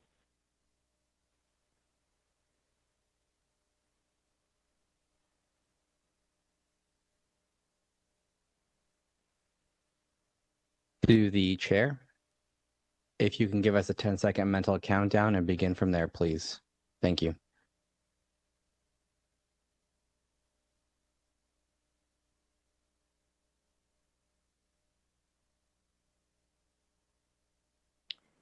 Well, thank you. I'm going to resume the meeting and thank you to the public and members of the board and staff's patience there as we now reconvene. Just before we return to the speakers on item 29.2, on item HL 29.1, the response to COVID, I do need to move to reopen so that we can adopt the item as amended as a technical matter here. So if I could just, I'll move myself, move to reopen. All those in favor, opposed, if any, carried. And then so a move to adopt the item as amended.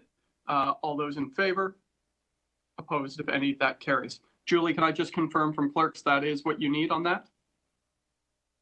Yes, Mr. Chair, that's great. Thank you very much. Okay, thank you. With that, we're going to return to item HL 29.2, the Toronto Overdose Action Plan Status Report. We have 3 remaining public speakers on this item. From the HIV/AIDS Legal Network, Sandra had to leave for another commitment and asked that in her stead, Richard Elliott be permitted to speak on behalf of the legal network who have registered. And so, Richard, do we have you here on the line? To the chair, it looks like Richard has just connected to the session. I provided them with the audio panels. Richard, you'll just need to click on Connect Audio at the bottom of your WebEx panel, and we can unmute you so you may speak. Looks like Richard has connected their audio. I am now unmuting Richard's mic. From the HIV/AIDS Legal Network, Sandra had to leave. I'm sorry, Richard. It sounds like you're also listening to this meeting on YouTube. If you could please mute the YouTube stream, I will then unmute your mic again. Unmuting Richard's mic now. Do we have Richard on the line?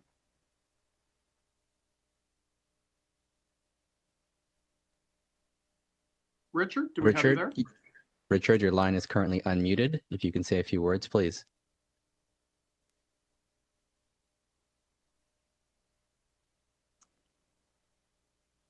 Okay, I'm going to try once more and then we'll try coming back to Richard. Richard, do we have you on the line? Yes, I am here. Can you hear me? I'm unmuted, I believe. Yeah, Richard, we can hear you loud and clear. Thank you. Richard, thank you for stepping in. I know Sandra had another commitment. You will have 5 minutes when you're ready. But can I just say before you begin, on behalf of the board, congratulations on a long and illustrious career at the Legal Network. I know it was just recently announced that you're moving on after nearly 20 years. So on behalf of the board, we just want to pay tribute to you. You're a surprise guest here today, and we'll turn it over to you. You'll have 5 minutes when you're ready. All right. Thank you, Joe, for those kind remarks. And thank you for the opportunity to depute today. As has been mentioned, I'm the executive director of the HIV Legal Network, and we've been working for almost 3 decades to defend and uphold the human rights of people who use drugs, hence our interest in the topic before the board today. The focus of our submission is the Medical Officer of Health's second recommendation that we very much welcome, that the Board of Health reiterate its call urging the Federal Minister of Health to use the authority under the Controlled Drugs and Substances Act to permit the simple possession of all drugs for personal use and to convene a working group to achieve that outcome. And we're obviously pleased, as I've mentioned, to see this recommendation in Dr. Davila's report, and thank you for it, Dr. Davila. We agree with your conclusion that the drug poisoning crisis requires a large-scale response But as is noted in the report, the Board of Health has previously recommended decriminalizing simple drug possession on multiple occasions, beginning in July 2018, again in June 2020, and again in November of last year. And since the Board of Health resolution to decriminalize personal drug possession was first adopted in mid-2018, more than 1,100 people have fatally overdosed in Toronto alone. And there are, in fact, people protesting outside of City Hall right now because they are grieving the friends and colleagues and family members and loved ones whom we have lost, and they are pleading with this committee to urgently address this health emergency. We urge the board to heed the call for urgent action and to act on the recommendations without delay. In particular, we'd like to urge three things for your consideration. The first is that the Board of Health should request explicitly that the medical officer of health apply for a federal exemption. While we certainly welcome the establishment of a working group, and it's an important measure to implement decriminalization in Toronto, the recommendation as currently worded indicates that this is a step toward requesting an exemption under the Act. It does not clearly establish a direction and instruction from the board to submit an exemption request and to submit it without delay. As you know, when Vancouver, the first city to make a formal exemption to the Federal Minister of Health last December, took a similar step, it was clear in directing, in that case, the mayor, to consult with the local chief medical officer of health and then to write to the Federal Minister of Health to request a federal exemption so as to decriminalize personal possession of substances within the city's boundaries. We would propose a similar recommendation or request from the Board of Health that directs the medical officer of health to work with the working group that is to be established to submit without delay the actual request to the federal health minister for a local exemption. Secondly, we would urge the establishment of a concrete time frame for setting up the working group and developing the exemption request. We would urge this board to request that the medical officer of health establish such a time frame for submitting that request to the federal health minister so that this doesn't become another working group that studies the matter but doesn't ultimately result in an actual request upon which the federal health minister should act. It's been almost 3 years, as I've noted, since the board first passed a resolution in support of decriminalizing simple drug possession, so it is past time for making such a formal request. And thirdly, we ask that you ensure that law enforcement have no veto power in any decisions of the working group and that you prioritize the perspectives of people who use drugs.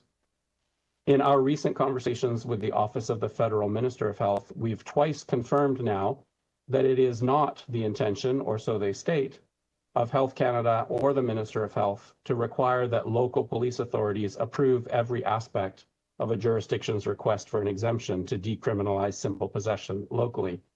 And it is important in our view that the proposed working group and the medical officer of health act accordingly. More specifically, police participation in the working group must not be allowed to translate into police dictating or vetoing elements of the exemption request that is submitted to the federal minister, as this would risk undermining the benefits of decriminalization. Rather, the perspectives of people who use drugs must be prioritized in establishing the parameters of the model that is meant to benefit them, keeping in mind the stated recognition that drugs and drug use should be responded to as a health issue, not a criminal matter. Therefore, to ensure accountability and transparency, we would urge the medical officer of health and the Board of Health to document and publish, 1, the membership of the working group, 2, the process for decision-making and any major points of disagreement between members, 3, the timeline for key outputs, and 4, the findings of the working group, including where there are conflicting conclusions from working group members. The experience to date with the Vancouver approach to a request for an exemption has shown the perils of allowing law enforcement to dictate the content of an exemption request. We should learn from that experience and make sure that in fact we are guided by evidence and above all by the health and human rights of people who use drugs, whose lives and health are at stake in these matters, and whose lives and health are to be benefited and protected by a move to decriminalize simple possession. Thank you. Thank you, Richard. Are there any questions for Richard? I just have a couple, if it's okay. Richard, just for the legal network, because I know your team is very active on drug policy across the country.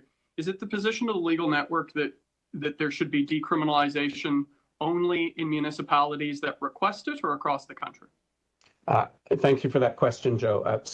Our position is very clear and has been communicated to the federal health minister on a number of occasions, and that is we have been urging the federal minister to proactively issue a nationwide exemption from Section 4 of the Controlled Drugs and Substances Act that would effectively bring into force decriminalization of simple possession of all substances across the country. We think a national equal approach across the country is warranted and certainly preferable to a patchwork approach that requires case-by-case requests from different municipalities. But in the interim, it is important in our view for municipalities to also be proactive and at least request decriminalization within their spheres of influence. Hopefully over time, as more municipalities request such exemptions, it increases the evident need for a proactive nationwide exemption. Understood. And from following the issue and working on the issue, which cities have formally adopted positions or which boards of health requesting decriminalization? Certainly you mentioned the Board of Health in Toronto has. Are there others in the country? There are. So Vancouver is the city that has formally requested an exemption from the federal health minister. The province of British Columbia has formally stated its interest to the health minister in securing a province-wide exemption in BC, but has not yet submitted a request. The city of Montreal has in recent months adopted a resolution calling for decriminalization. It is hoped that in the months ahead, Montreal may in fact develop its own request for an exemption to follow through on that stated support. And there are a number of other smaller municipalities in different provinces across the country, including in Ontario and Quebec, that have adopted resolutions supporting decriminalization as well. At the moment, however, the Vancouver request for an exemption remains the only formal request at this point. When you say formal request, you mean they've submitted an application? Because I know our board has formally requested decriminalization on many accounts. Yes, the Toronto, indeed, you are quite right, and that is welcome that the Toronto Board of Health has repeatedly urged the federal government to decriminalize, but so far Vancouver is the only jurisdiction that has submitted a formal request for the minister to issue them an exemption that would decriminalize simple possession within their jurisdiction. But certainly statements of support for decrim have been growing for many quarters, including from a number of municipalities. And then just the final question, you noted the welcome news of the Vancouver application a few weeks ago and the calls from various cities and boards of health. Has the federal government approved an exemption anywhere in this country yet? There is not yet an exemption approved for decriminalizing simple possession other than within the context of supervised consumption services, of which there are 40 some that have been issued, but a broader decriminalization of simple possession has not yet been issued by the federal health minister.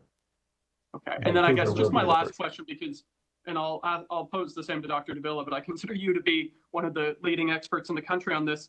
Is there any legal mechanism by which a local municipality or Board of Health can implement decriminalization on their own without the federal government doing so?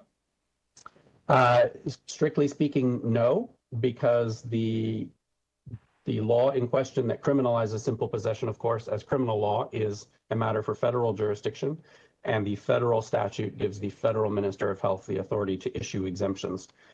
So no, that is a matter within federal jurisdiction.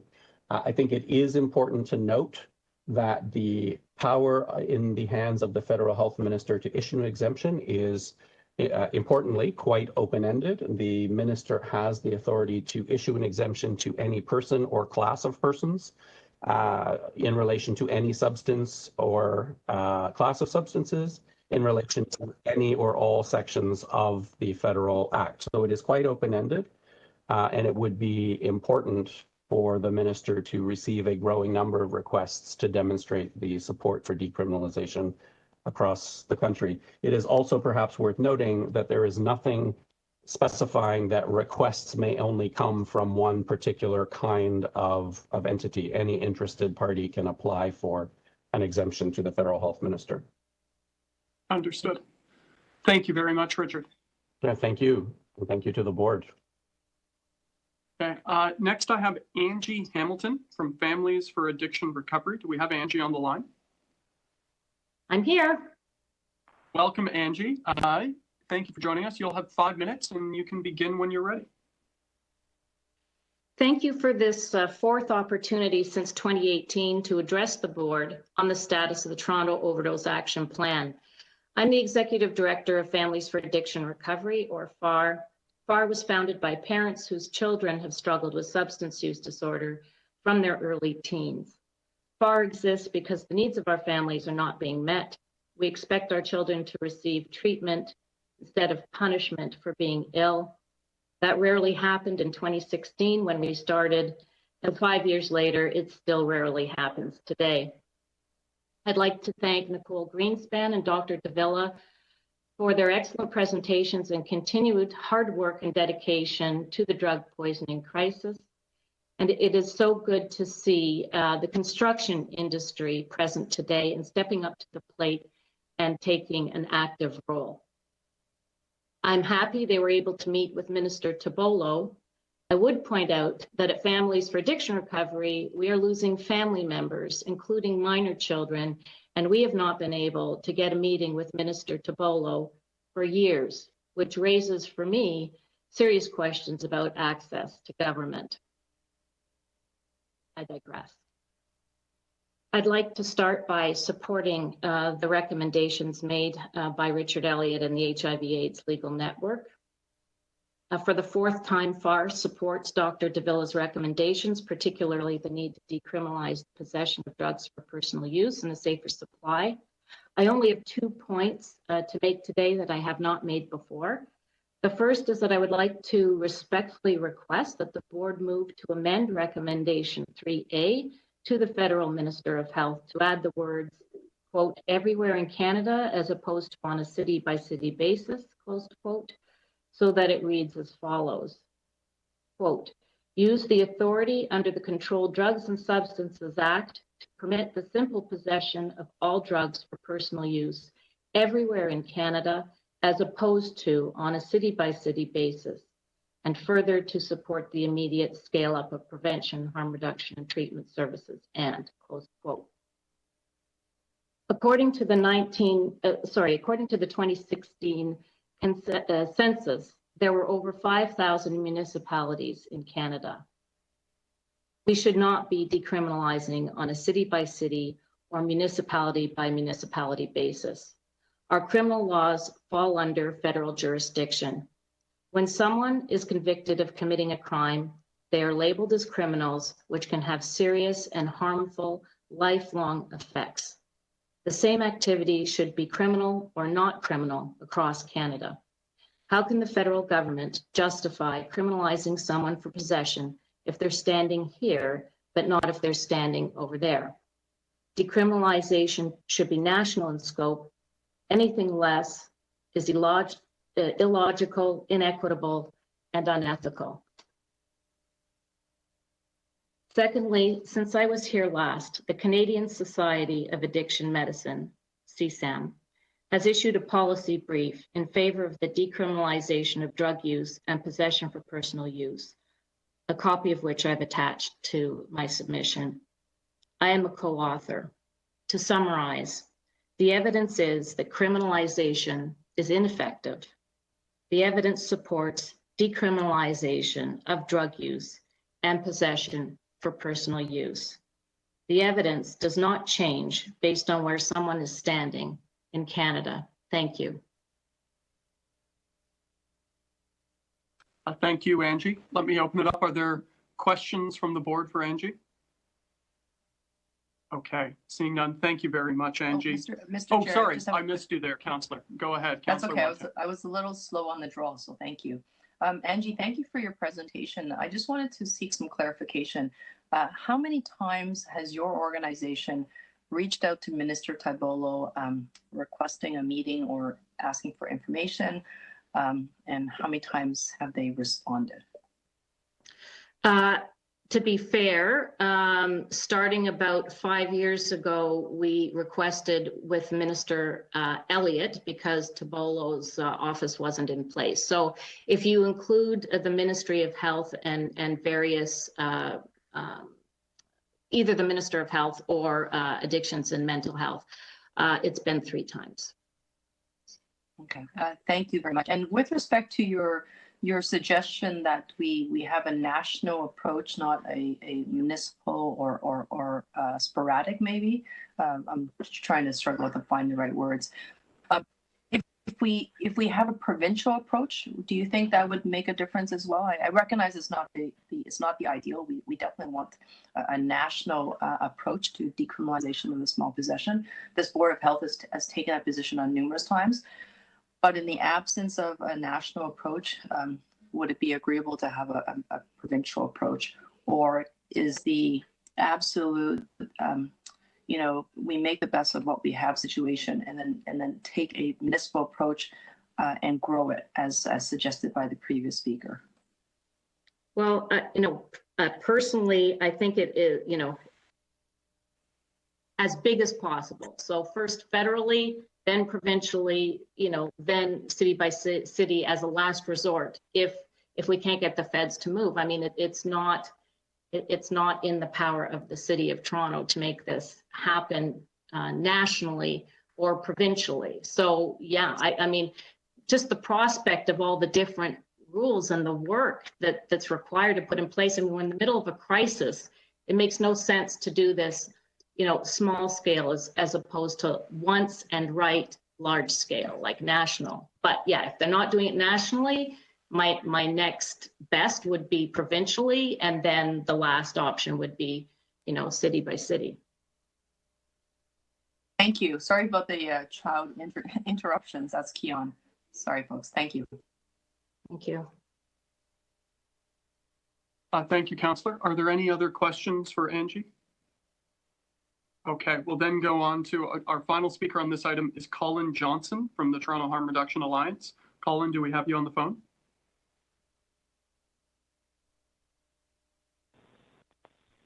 Yes, I'm here. Welcome, Colin, and thank you for your patience. Colin, you'll have 5 minutes, and you can begin when you're ready. Thank you very much. Chair, members of the board, I am here representing the Toronto Harm Reduction Alliance, and I will begin with a quote from the last page of the medical officer's report, that there will be no financial impact resulting from the adoption of the recommendations in this report. Alas, those presenting here and yourselves are very much aware of the consequences, past and imaginable, should we not act with conviction and purpose going forward. THRIVE is a coalition of people who use drugs, frontline harm reduction workers, students, researchers, and allies, whose goal is to increase the quality of life for people who use drugs.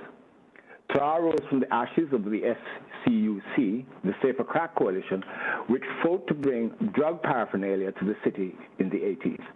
It was that same determination, passion, and understanding which saw the opening of the Moss Park OPS.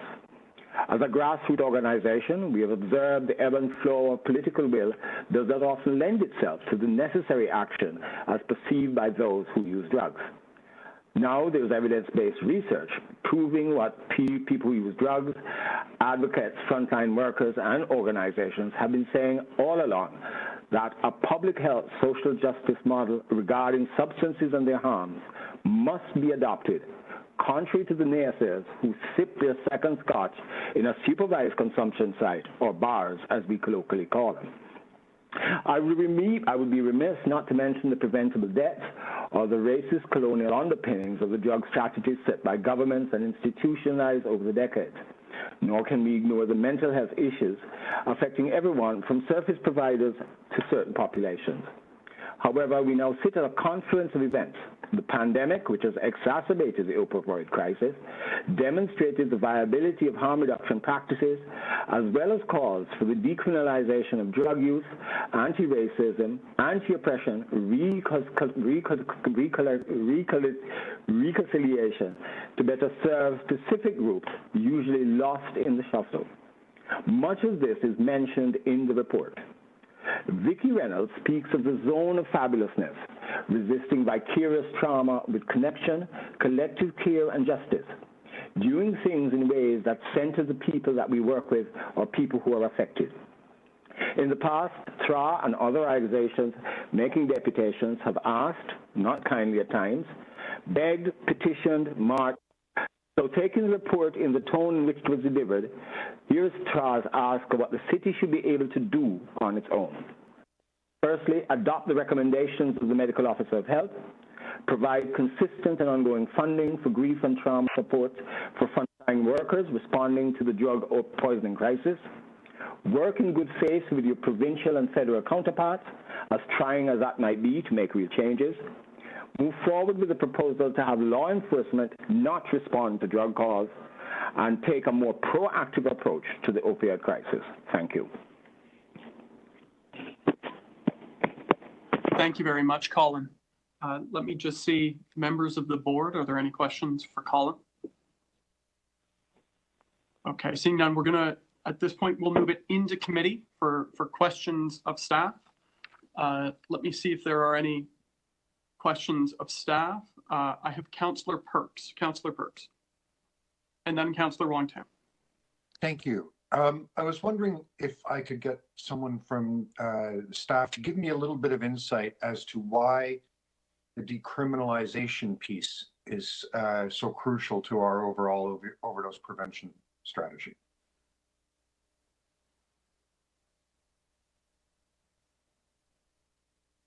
So through the chair, Councillor Perks, why don't I start off, and I'm happy to have my colleagues add anything further. Fundamentally, I think when I look at this issue, and as I've said over the years now to this board many times, it is entirely inappropriate to criminalize what is in fact a health issue. And what we find is through criminalization, we actually effectively exacerbate the existing challenges.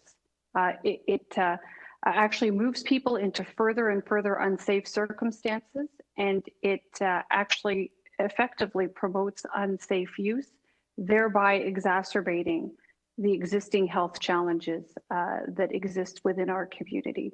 That's a very high-level summary, but fundamentally it is a health issue and it should be managed as such. So if I take your meaning, if we succeed in decriminalizing for a simple possession for personal use, we will save lives. Absolutely. And in fact, Councillor, if I may add, that actually has borne itself out in other jurisdictions, and there is evidence to support that. Okay. Now, the board has twice now, I believe, recommended to the federal government that they decriminalize simple possession for personal use. Have we received any response from the federal government on those recommendations? Through the chair, Councillor, I don't want to be unfair. I'm thinking back whether we received anything specific. I'll have to ask our team whether we have anything in writing, but certainly we have not seen the changes that we've requested or action on decriminalization specifically from the feds. So given that simply endorsing it and asking the federal government to take action hasn't yielded benefits, and given that you've said that their lives will be saved, do you think that a direct application for an exemption in the City of Toronto might be helpful? So through the chair, Councillor, I do think that would be helpful. Certainly we are actively in communication with Vancouver as the one jurisdiction that you've just heard has submitted an application. I do think it is important that we bring as much support as possible. It's clear in conversation with Vancouver that it is important to get broad-based support in the community. It is the most likely course of action to successfully have that exemption granted to us. Hence, we're speaking about the working group as part of that process. Okay. Thank you very much, Mr. Chair. Those are my questions. Thank you. I have Councillor Wong-Tam, and then I have Director Sue Wong. Thank you very much, and through you to Dr. Davila. In the previous Board of Health reports regarding decriminalization, the request has always come from the Board of Health directly to the Government of Canada. Is there a reason why this recommendation is not being forwarded to City Council? So therefore, the Board of Health is requesting the City of Toronto make that formal request to the Government of Canada. I can't speak now. Through the chair, Councillor. I think there are all kinds of methods by which one can be successful in this, and how best to maneuver through the city politics is perhaps better left to folks like you. I would say this from the Toronto Public Health perspective. We are keen on moving forward. We have made recommendations in respect of decriminalization. I do think it's an important step forward. We do want to make sure, having listened to our counterparts from other jurisdictions, that we're doing everything we can to make it successful. And we know that that does require the engagement of a broad group of stakeholders, notably those with lived and living experience of drug use and their family members, as you just heard through the deputations. Thank you, Dr. Davila. And in the case of BC, it's the British Columbia cities and their mayors that are actually speaking up for this matter, is it not? So therefore, it's the mayor of Vancouver plus 7 other municipalities in BC that are now banding together, saying we're interested in doing this. Started off with the Vancouver mayor. So there's a political voice that's coming out in BC at the municipal level asking for decriminalization. Do you think we can get there in Toronto with all the other perhaps big city mayors? Is that possible? Has it come up in conversations with your counterparts in the other cities in Ontario? So through the chair, Councillor, I don't know that I can speak to what the mayors in and around Ontario are thinking. I can tell you that certainly within the realm of public health, so amongst medical officers of health, I do believe that given the evidence and the existing science, there is a strong support for this kind of action, and to think about decriminalization is an important step forward. When it comes to Vancouver, my understanding is that it was something that was heard at City Council and that the mayor was requested to put forward that application, as we heard from our colleagues from the HIV/AIDS Legal Network. But certainly there is, in public health circles here, very strong interest. Thank you very much. I guess my final question is, will it be more effective for the City of Toronto to raise this by way of the City of Toronto, meaning the political actors, to raise this to the federal government, as opposed to simply having the Toronto Board of Health? So through the chair, Councillor, I don't know that I'm the best person to answer that, but I would say this: the broader the coalition of support we can bring to this issue, I think the more likely we are to experience success. That's certainly been what we heard from our colleagues in Vancouver in conversations with them on this issue. Okay, thank you very much. Thank you. Thank you, Councillor. Next, I have Director Sue Wong. Thank you very much, Mr. Chair. Through you to the staff.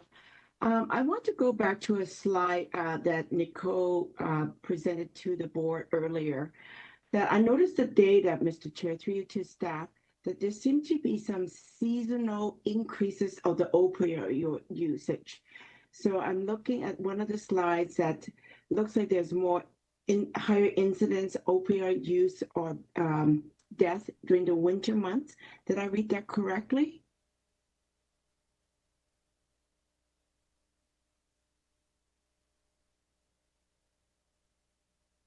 Sorry, Nicole, might I ask you to speak to that? I'm just going to pull out my version of the report for the presentation. So, thank you, Eileen, and through the chair to answer. I think you could be referring to the slide that has the fatal suspected opioid overdoses attended by paramedics. So first, what I'll point out is these are not all paramedic calls. These are simply fatal paramedic calls, right? So this isn't an indicator of drug use patterns or even EMS patterns. This is the fatal calls that they attended, which is just a sliver of things. And I wouldn't say, having worked with this data for a year or two now, a few years now, that a seasonal trend is entirely obvious. There have been peaks and surges and dips at various times, but an actual consistent seasonal trend has not shown itself, either sort of just within this particular fatal data or all the other levels of data we have. So all overdose calls and the death data that comes out. So the only trend that we can sort of say with confidence is the number of fatal overdose calls attended by paramedics since the COVID-19 emergency was declared has indeed increased. And that increase is obvious in the graph as it's shown, but it's also obvious in the coroner's data, which the coroner's data is the more official confirmed death data, and coroner's data is and shows, unfortunately, that this EMS data usually captures about half of the number of deaths that actually occur. So when we see a pattern like that in all of our sets of data, that's how we interpret the patterns. And as I said, the pattern is just pre-COVID emergency and post-COVID emergency, a rise in the number of deaths. Okay, thank you. Mr. Chair, I have a couple quick questions for the staff. Given the data that we just heard from the two deputants from the construction sectors to the board this morning before we had the lunch break, I want to ask you to the staff, will the staff be following up with this particular sector because of the data we just heard? And then following up to that question is the fact that there was a recommendation from the construction sector about apprenticeship, because we know apprenticeships start in high school. So I want to hear through you to the staff, will the staff be following up with the construction sector as well as following up with the various sectors that deals with apprenticeship program right across the city of Toronto? Thank you.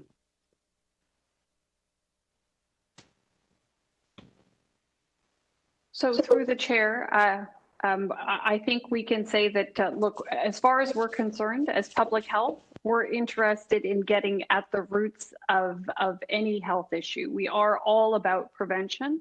And I think the actions that you raise and the interventions that you speak of are exactly in line with that. So I think you can count on us to do that. And to engage the relevant stakeholders as well, of course. Great, thank you very much. Thank you, Director Wong. Are there any other questions from members of the board? Dr. Davila, I have one here, or a couple, on safer supply programs. So since we met in November, our Toronto Public Health Program has received funding from the federal government to operate. Is that correct? Yes, through you, Mr. Chair, that's correct. Okay. And there are 2 community safer supply programs that are also being funded by the federal government. Is that right? Yes, that's correct. Are those 3 programs taken together sufficient for the demand and need for safer supply programs in our city currently? Briefly, through you, Mr. Chair, no, they are not. Okay. And is the provincial government, which oversees the drug dispensary program, are they supporting safer supply programs in the city currently? Through you, Mr. Chair, not yet, but that doesn't mean we won't keep trying. And on a harm reduction perspective, on supervised consumption sites, it was noted that there are a number operating in our city, including now within our shelters. do those sites, do we require a federal exemption in order to open and operate those sites? So through you, Mr. Chair, there is a process by which you apply for an urgent public health needs site, and that in fact has been done through the great support of my colleagues at the Works, who have just done, unbelievably heavy lifting on this file on so many fronts throughout the course of the pandemic. That being one of them. So to open an urgent public health needs site, a supervised consumption site, requires a federal exemption. Does the provincial government still have a cap on the number of sites in this province that they are funding for supervised consumption sites? So through you, Mr. Chair, I don't want to misspeak. I believe that is still in place, but I might ask Nicole or one of my colleagues to speak to that. I believe there is a number, though, that is still in place. As far as we know, yes, the cap of 21 still exists. So the cap of 21 sites that the province has for funding, has that cap increased since the rather dramatic acceleration in overdose deaths since the COVID pandemic began? Through you, Mr. Chair, to our knowledge, no. Okay. On decriminalization, so this board and Dr. Davila, you have formally called on the federal government to decriminalize small possession of substances on 3 previous occasions. Has the federal government agreed to that formal request? At this point, no. Okay. Can the city of Toronto on its own, or you as our medical officer of health on your own, enact decriminalization in our borders in the city? So through you, Mr. Chair, this involves federal legislation over which we have no purview. So this does require the federal government's intervention and their action. Okay. Now, in order to drive the federal government to action, there is a recommendation here to submit, to form a group in order to submit an exemption, a formal exemption. And it's been noted that Vancouver did this. Is there a formal exemption process? Is there an outline of what this entails? Is there a model that we fill in, or is this just every city figures it out on its own? So through you, Mr. Chair, it is every jurisdiction for themselves. Of course, we are seeking to learn from those who are ahead of us, but there isn't a laid out process per se. Okay, so the federal government has not agreed to our previous requests. We are now looking towards submitting an application ourselves, but there is not an articulated federal process, things that need to be met in order to submit that. It's up to us to come up with it. So through you, Mr. Chair, that's correct. Again, informed with the experiences of others and what they are gleaning from their experiences. Okay. And then from that local context, your recommendation to bring together a working group in order to pursue an exemption, given the acceleration and deadly pace of overdoses in our city, is it your desire and commitment to do so without delay?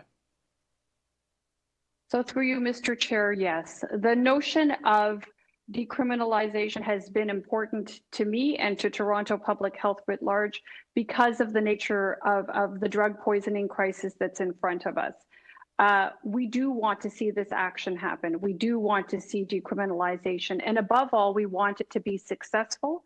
Hence, we feel that the best way to achieve that is to get that broad base of support across all the involved stakeholders in order to be successful in that bid for decriminalization and a successful exemption application. Okay. I've reached my time. Let me just see, are there other members of the board with any questions?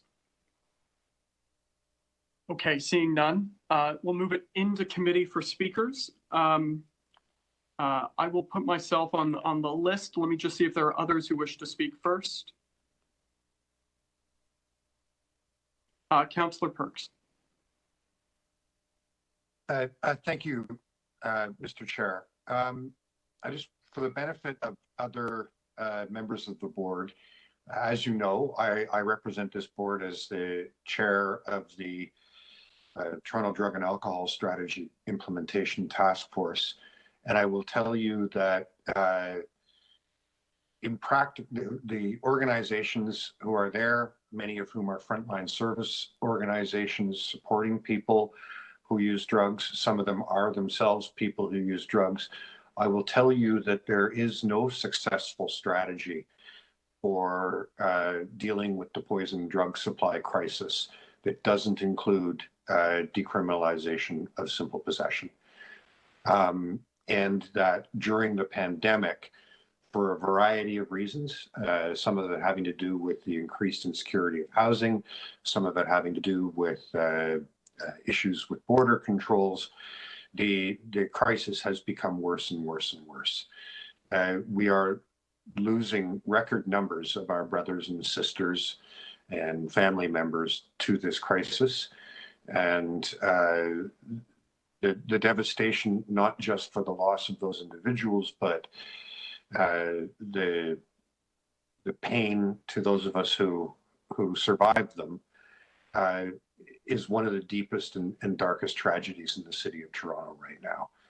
Everybody who is working on this and working to save lives wants this Board of Health and the other organizations within the city of Toronto that we intend to collaborate with to approve this recommendation, get on with the work of the task force, and make that application to the federal government to get the exemption.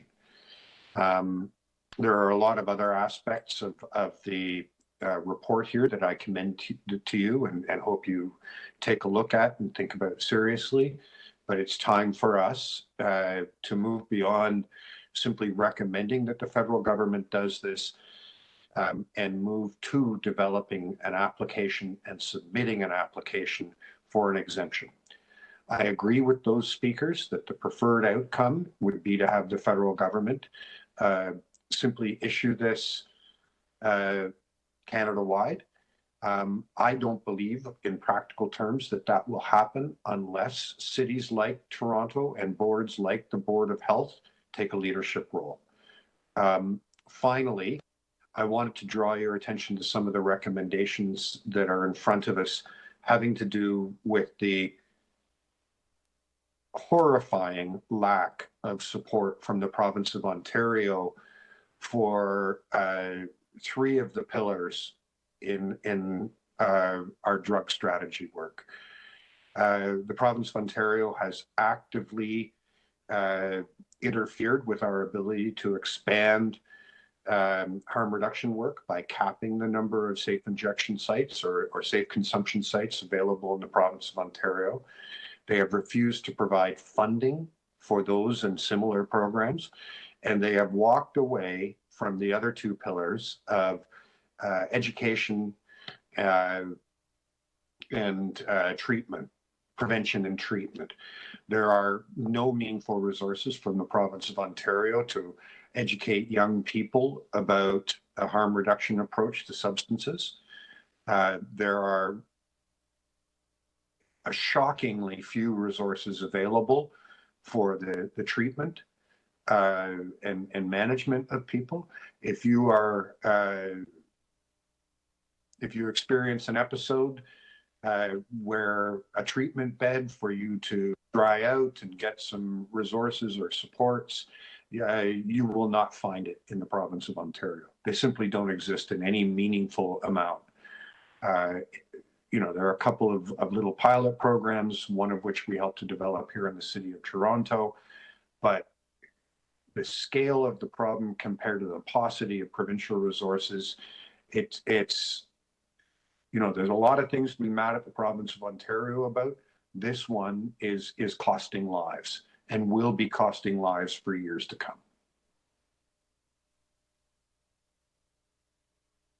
Thank you, Councillor Perks. Are there other members of the board who wish to speak on this item? Okay, I will put myself on. Let me begin. Joe, it's Kate. I'd like to speak at some point too. Oh, sorry, Kate. Sorry. I did not see you there. Welcome to the virtual environment. Director Mulligan, why don't you go ahead? I'll speak at the end. Thank you. Sorry to interrupt. I just wanted to state that I do think it's appalling that our multiple requests at the levels of government have gone unheeded. And partly because we seem to have been unaware of a process by which to do an application that in and of itself is not transparent or clear. I'm happy that we have data that can help guide our decision-making with respect to the crisis. I am devastated by the numbers. And I think it's incumbent on us on the board to think about other ways that we can make connections as a governing body with governing bodies at other scales and in other local public health units, for example, other boards of health, other scales of government to join up together to take on that political role. I think that is something that we as a board could do, and I want to urge us to do that. Thank you. Thank you, Director Mulligan. Are there other speakers on this item? And if I don't see you, please intervene as Kate has done. Okay. Let me begin. First of all, I will move the staff recommendations that are in front of us, as well as two amendments here. One is to request the medical officer of health in consultation with the general manager at SSHA to continue to work to urgently expand overdose prevention, response, and harm reduction measures in our shelters. And I'll speak a little bit to that, what came out of November, since we gave a similar push. And as well, given the recently launched other pandemic campaign happening within the construction sector, to seek to work directly with the Ontario Construction Consortium and the Carpenters Council of Ontario around collaborating and working collectively there as well. Let me begin by thanking and commending and acknowledging the work of frontline workers working in agencies, working in shelters, working at the works, and our Toronto Public Health staff, who every single day are saving lives, but also dealing with grief from lives that were lost. And it is courageous work, but it is crushing work as well in the face of what we're dealing with. And so I want to acknowledge them. This is an emergency. It is a national emergency. It is a provincial emergency. It is a local emergency. 521 people in Toronto that we know of died of an opioid overdose in 2020. 521. I think it's fair to assume that if the cause of death of 521 people last year was attributed to anything other than illicit substances, governments together would have solved this crisis long ago.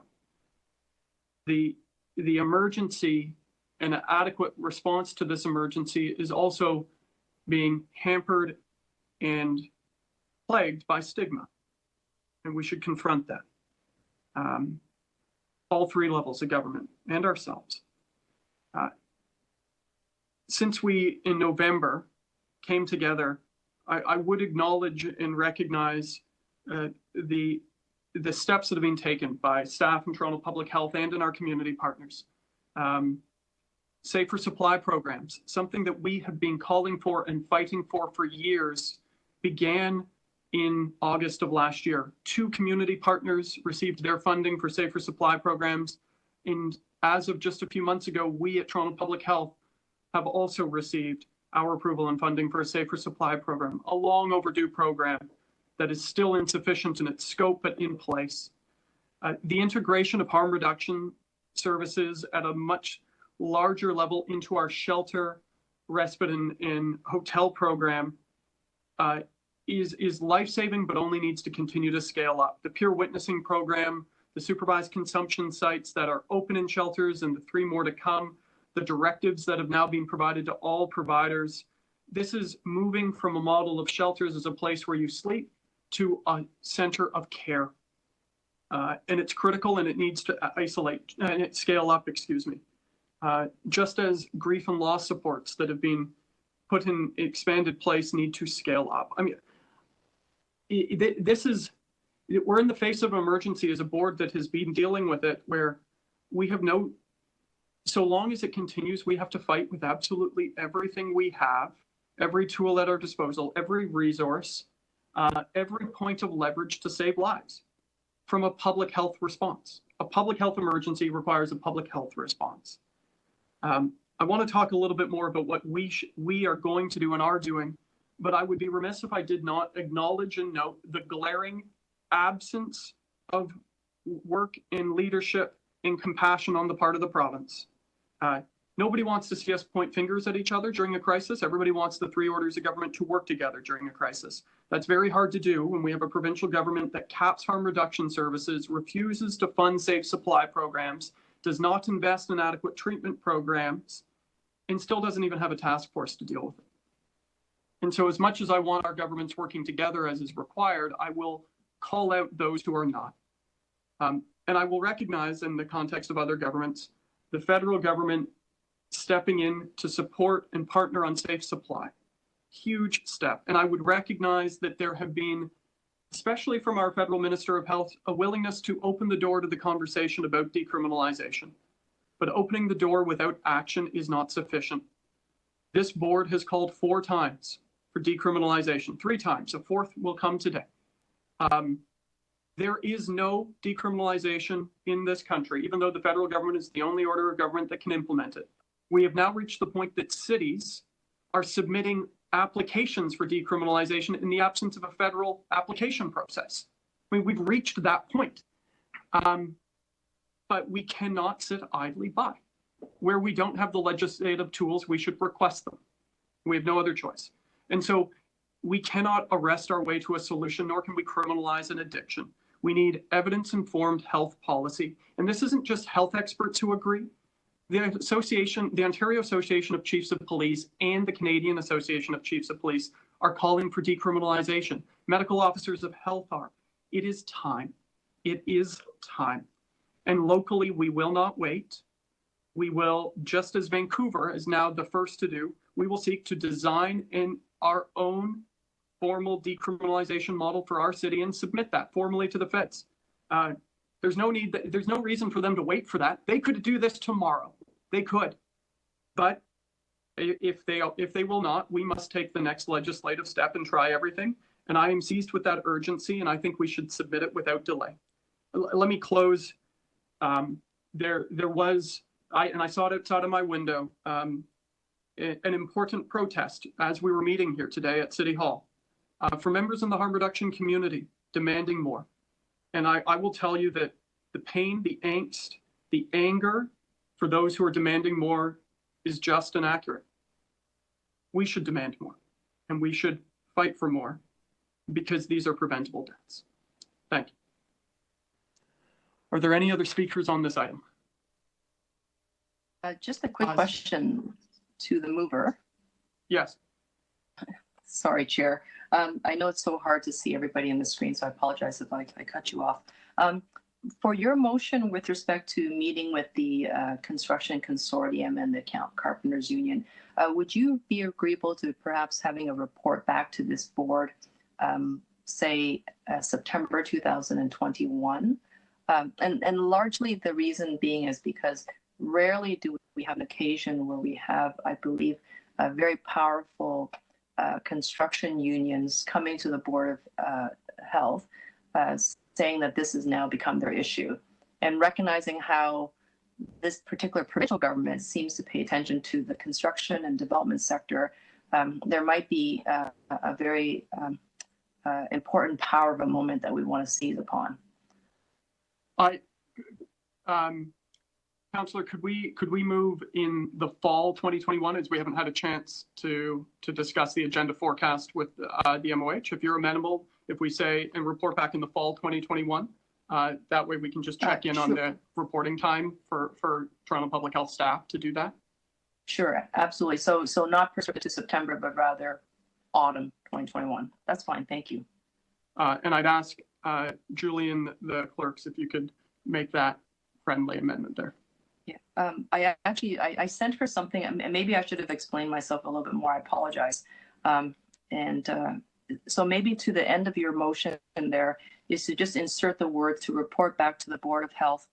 I'm going to say now autumn of 2021 on the outcomes and further recommendations from your discussions. Yeah. So, yeah. Okay. Thank you. The clerk that has friendly? that. As long as you think it's friendly. Yes, it is. That is absolutely friendly. Okay. Thank you very much, Chair. Okay. Julie from the clerks, with that friendly amendment stating fall 2021, are we now prepared to vote? And there we are. Okay. All those in favor? Opposed, if any? And, okay. All those in favor? Mr. Chair, can we record the item as amended, please? Yes, we can. To the recording secretary, could you please call a recorded vote on this item, please?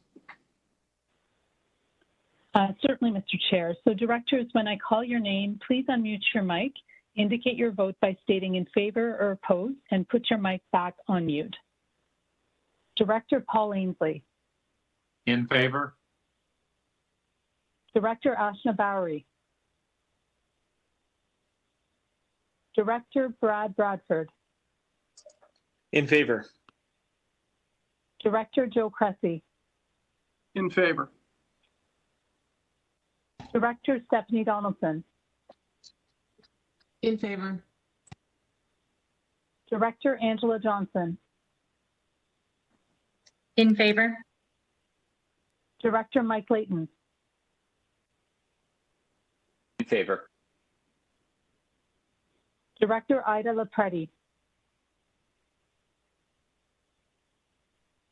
Director Kate Mulligan. In favor. Director Gord Perks. In favor. Director Peter Wong.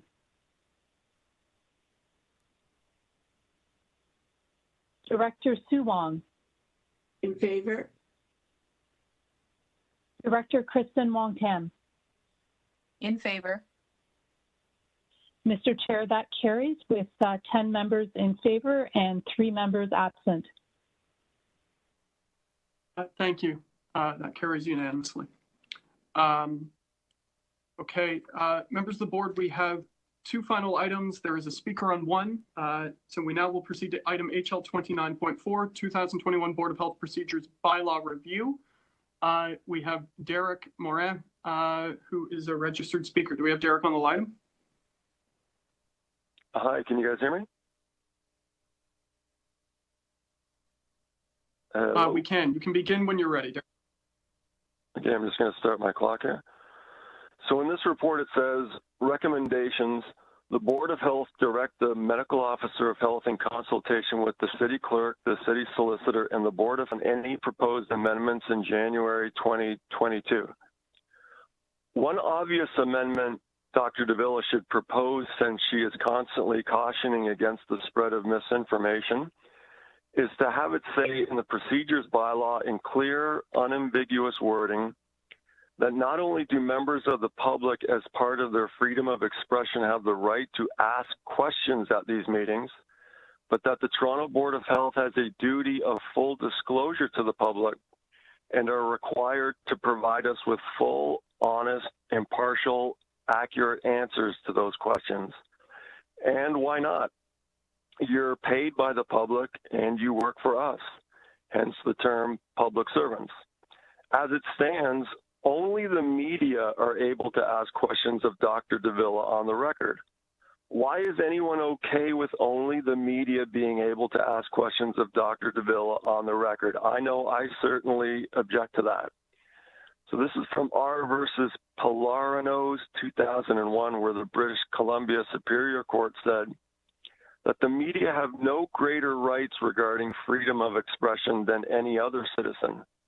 The Ontario Court of Appeal in 1983 found that the freedom of the press provisions of Section 2B of the Charter do not confer on the media in general or any branch thereof any special rights over and above those conferred on the public. So last month, I was interrupted twice at this board before I was hung up on for, amongst other things, not following a Board of Health bylaw. When Dion Renee a couple of years ago took the Toronto Police Services Board to court, Justice Kavanaugh allowed my affidavit to be entered into the record. City lawyer Fred Fisher has a copy of it, which addressed how the police board also used to cite their procedures bylaw as an attempt to muzzle critics. In paragraph 22 of my affidavit, I mentioned to the court, in regards to the chair telling people who speak at TPSB meetings that they have to stick to the topic, they can't go off topic. Below is a screenshot of what a City of Toronto lawyer at the old Public Works and Infrastructure Committee meeting said to then Councillor Giorgio Mammoliti on what people who go to speak at those meetings can talk about, which was, and I quote, basically want to say. And if they want to pitch a product, even though that's not what's happening, they're allowed to do that as well. And in fact, a deputant can speak to anything in related to the report and related to the subject matter of the report. It doesn't have to relate directly to the recommendations in the report. It's entirely appropriate to have this deputant speak as on whatever she wishes to speak to in relation. So basically, that city lawyer said that people who come to speak at these sort of meetings can speak on whatever they basically want to say, whatever they wish to speak to. So that's from one of your own lawyers at the City of Toronto. So I hope that clears that up in the future. Another thing that should be clarified is the definition for procedures bylaw, which reads, this bylaw as amended from time to time. I don't think most people realize what a bylaw is and who exactly a bylaw applies to. So this is from Patak versus Sabah 2004 from the Ontario Superior Court, which said, bylaws are regulations, ordinances, rules, or laws adopted by a corporation for its government. The function of a bylaw is to prescribe the rights and duties of the members with reference to the internal government of the corporation, the management of its affairs, and the rights and duties existing between the members inter se. Now, inter se is in Black's Law Dictionary is defined as, it's Latin for between or among themselves, of a right or duty owed between the parties rather than to others. And that case came from Mackenzie versus Maple Mountain Mining Company, 1910, from the Court of Appeal. And so you can't circumvent someone's freedom of expression by simply passing one of your own corporate bylaws. Derek, just to note, you're just coming up on 5 minutes. If you could wrap up in a sentence, please. And yeah, I was done anyways. Thank you very much, Derek. Are there any questions for the deputant? Okay. With that, we'll move it into committee. Are there any speakers on this item? All right, I will seek to move the staff recommendations. All those in favor? Opposed, if any, carried. That takes us to our final item on today's agenda, which is item HL 29.6. This is an update from Director Mulligan on the Association of Public Health Agencies in Ontario, who had their AGM last week, which I regret to say councillors were unable to attend due to a conflict with council. Kate, over to you. Thank you, Mr. Chair, and I will give you the recap of that AGM, and you'll feel just like you were there. So on June 8th, Alpha met for its annual AGM and conference, and this was a meeting that actually covered 2 years because last year's event was canceled in the early COVID-19 period. It was actually an excellent conference. It provided a good overview of the essential contributions of local public health throughout this pandemic year and an opportunity to reflect on the roles, the responsibilities, and the resourcing of local public health going forward. So we had Dr. Jane Philpott provide an overview on the province's Ontario Health Data Platform and the lessons learned during COVID-19 about sharing and using public health data. And given the recommendations we heard today about mandating the collection and use of sociodemographic and race-based data, I really do think it's incumbent on our board to keep advocating for this platform to focus on and to support the appropriate use and governance of equity data. And that was really the basis for part of what came in as motion 10 under HL 29.1 this morning. Public Health Ontario spoke. A number of different officials from Public Health Ontario were present, and they provided what I felt was a very equity-grounded overview of their work across the province. And we also heard from the outgoing Chief Medical Officer of Health, Dr. David Williams, and the incoming Chief Medical Officer of Health, Dr. Kieran Moore. And for those of you who are not familiar with Dr. Moore, he comes from Kingston, Frontenac, Lennox, and Addington Public Health. And has an excellent reputation for being very collaborative and working with community organizations in primary care. Dr. Steiny Brown, who, full disclosure, is my dean at the Dulling School of Public Health at the University of Toronto, spoke to the need and the potential for developing a learning health system or a learning public health system, which really means collecting and using data to learn and to improve upon what we do. Dr. Brown's also the head of the province's COVID-19 science table, and he spoke at length about the strong promise of integrating health and social systems, bringing together public health, healthcare, and social services to really take accountability for health outcomes and reductions in health inequities. And that's something I think we need to be attuned to and looking toward as we move into the post-COVID or COVID reset period. Certainly the shadow of the sort of pre-pandemic public health modernization that had been planned did loom large over this conference. Boards of health and public health professionals from all across the province really want to be well prepared for reviews of public health that might happen post-COVID, as well as those visionary approaches for healthy and well-resourced local public health going into the future. And so that was really the basis for motion number 4 under HL 29.1 today, where we asked that Toronto Public Health be ready with an update on what we've learned, what Toronto Public Health has contributed, and where we might want to go next when it comes to public health systems change. It's really not fully off the table, and we need to be prepared, and we need to celebrate the hard work of local public health. So that's really the recap of the conference. The following day, the new board for Alpha met, and I do want to reiterate that Toronto has three people who are present at the Alpha board. One is me as part of the Board of Health section, and I'm also on the Board of Health section executive, and I think this role could become important as we think about the future of public health and the future of communities and community governance going forward. Dr. Eileen Davila is on the Council of Chief Medical Officers of Health of Ontario, or sorry, the Council of Medical Officers of Health of Ontario, and Sarah Collier, who is the acting manager of epidemiology at Toronto Public Health, as they're representing AFIO, which is the Association of Public Health Epidemiologists in Ontario at the affiliate section. So that is your Alpha update. I'd be really happy to talk with anyone about the futures of public health and how we work together with other boards and other health units going forward. Thank you. And thank you, Director Mulligan, and just on our behalf, thank you both for bringing the issues we raised directly to the Alpha board, but also bringing discussion from the Alpha board to our work here, as you did this morning on the COVID update with a number of amendments in particular. So thank you, Director Mulligan. Are there any, just members of the board, any comments or questions? This is a more open conversation for Director Mulligan at this point. Okay.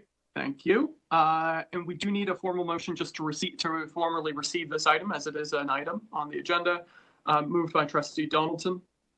All those in support, opposed, if any, carried. Members of the board, that concludes our agenda for today. Thank you all for your work, and again to our clerk staff for managing through a virtual meeting, and our TPH team, Dr. Davila and co. Thank you all. Stay safe, everybody.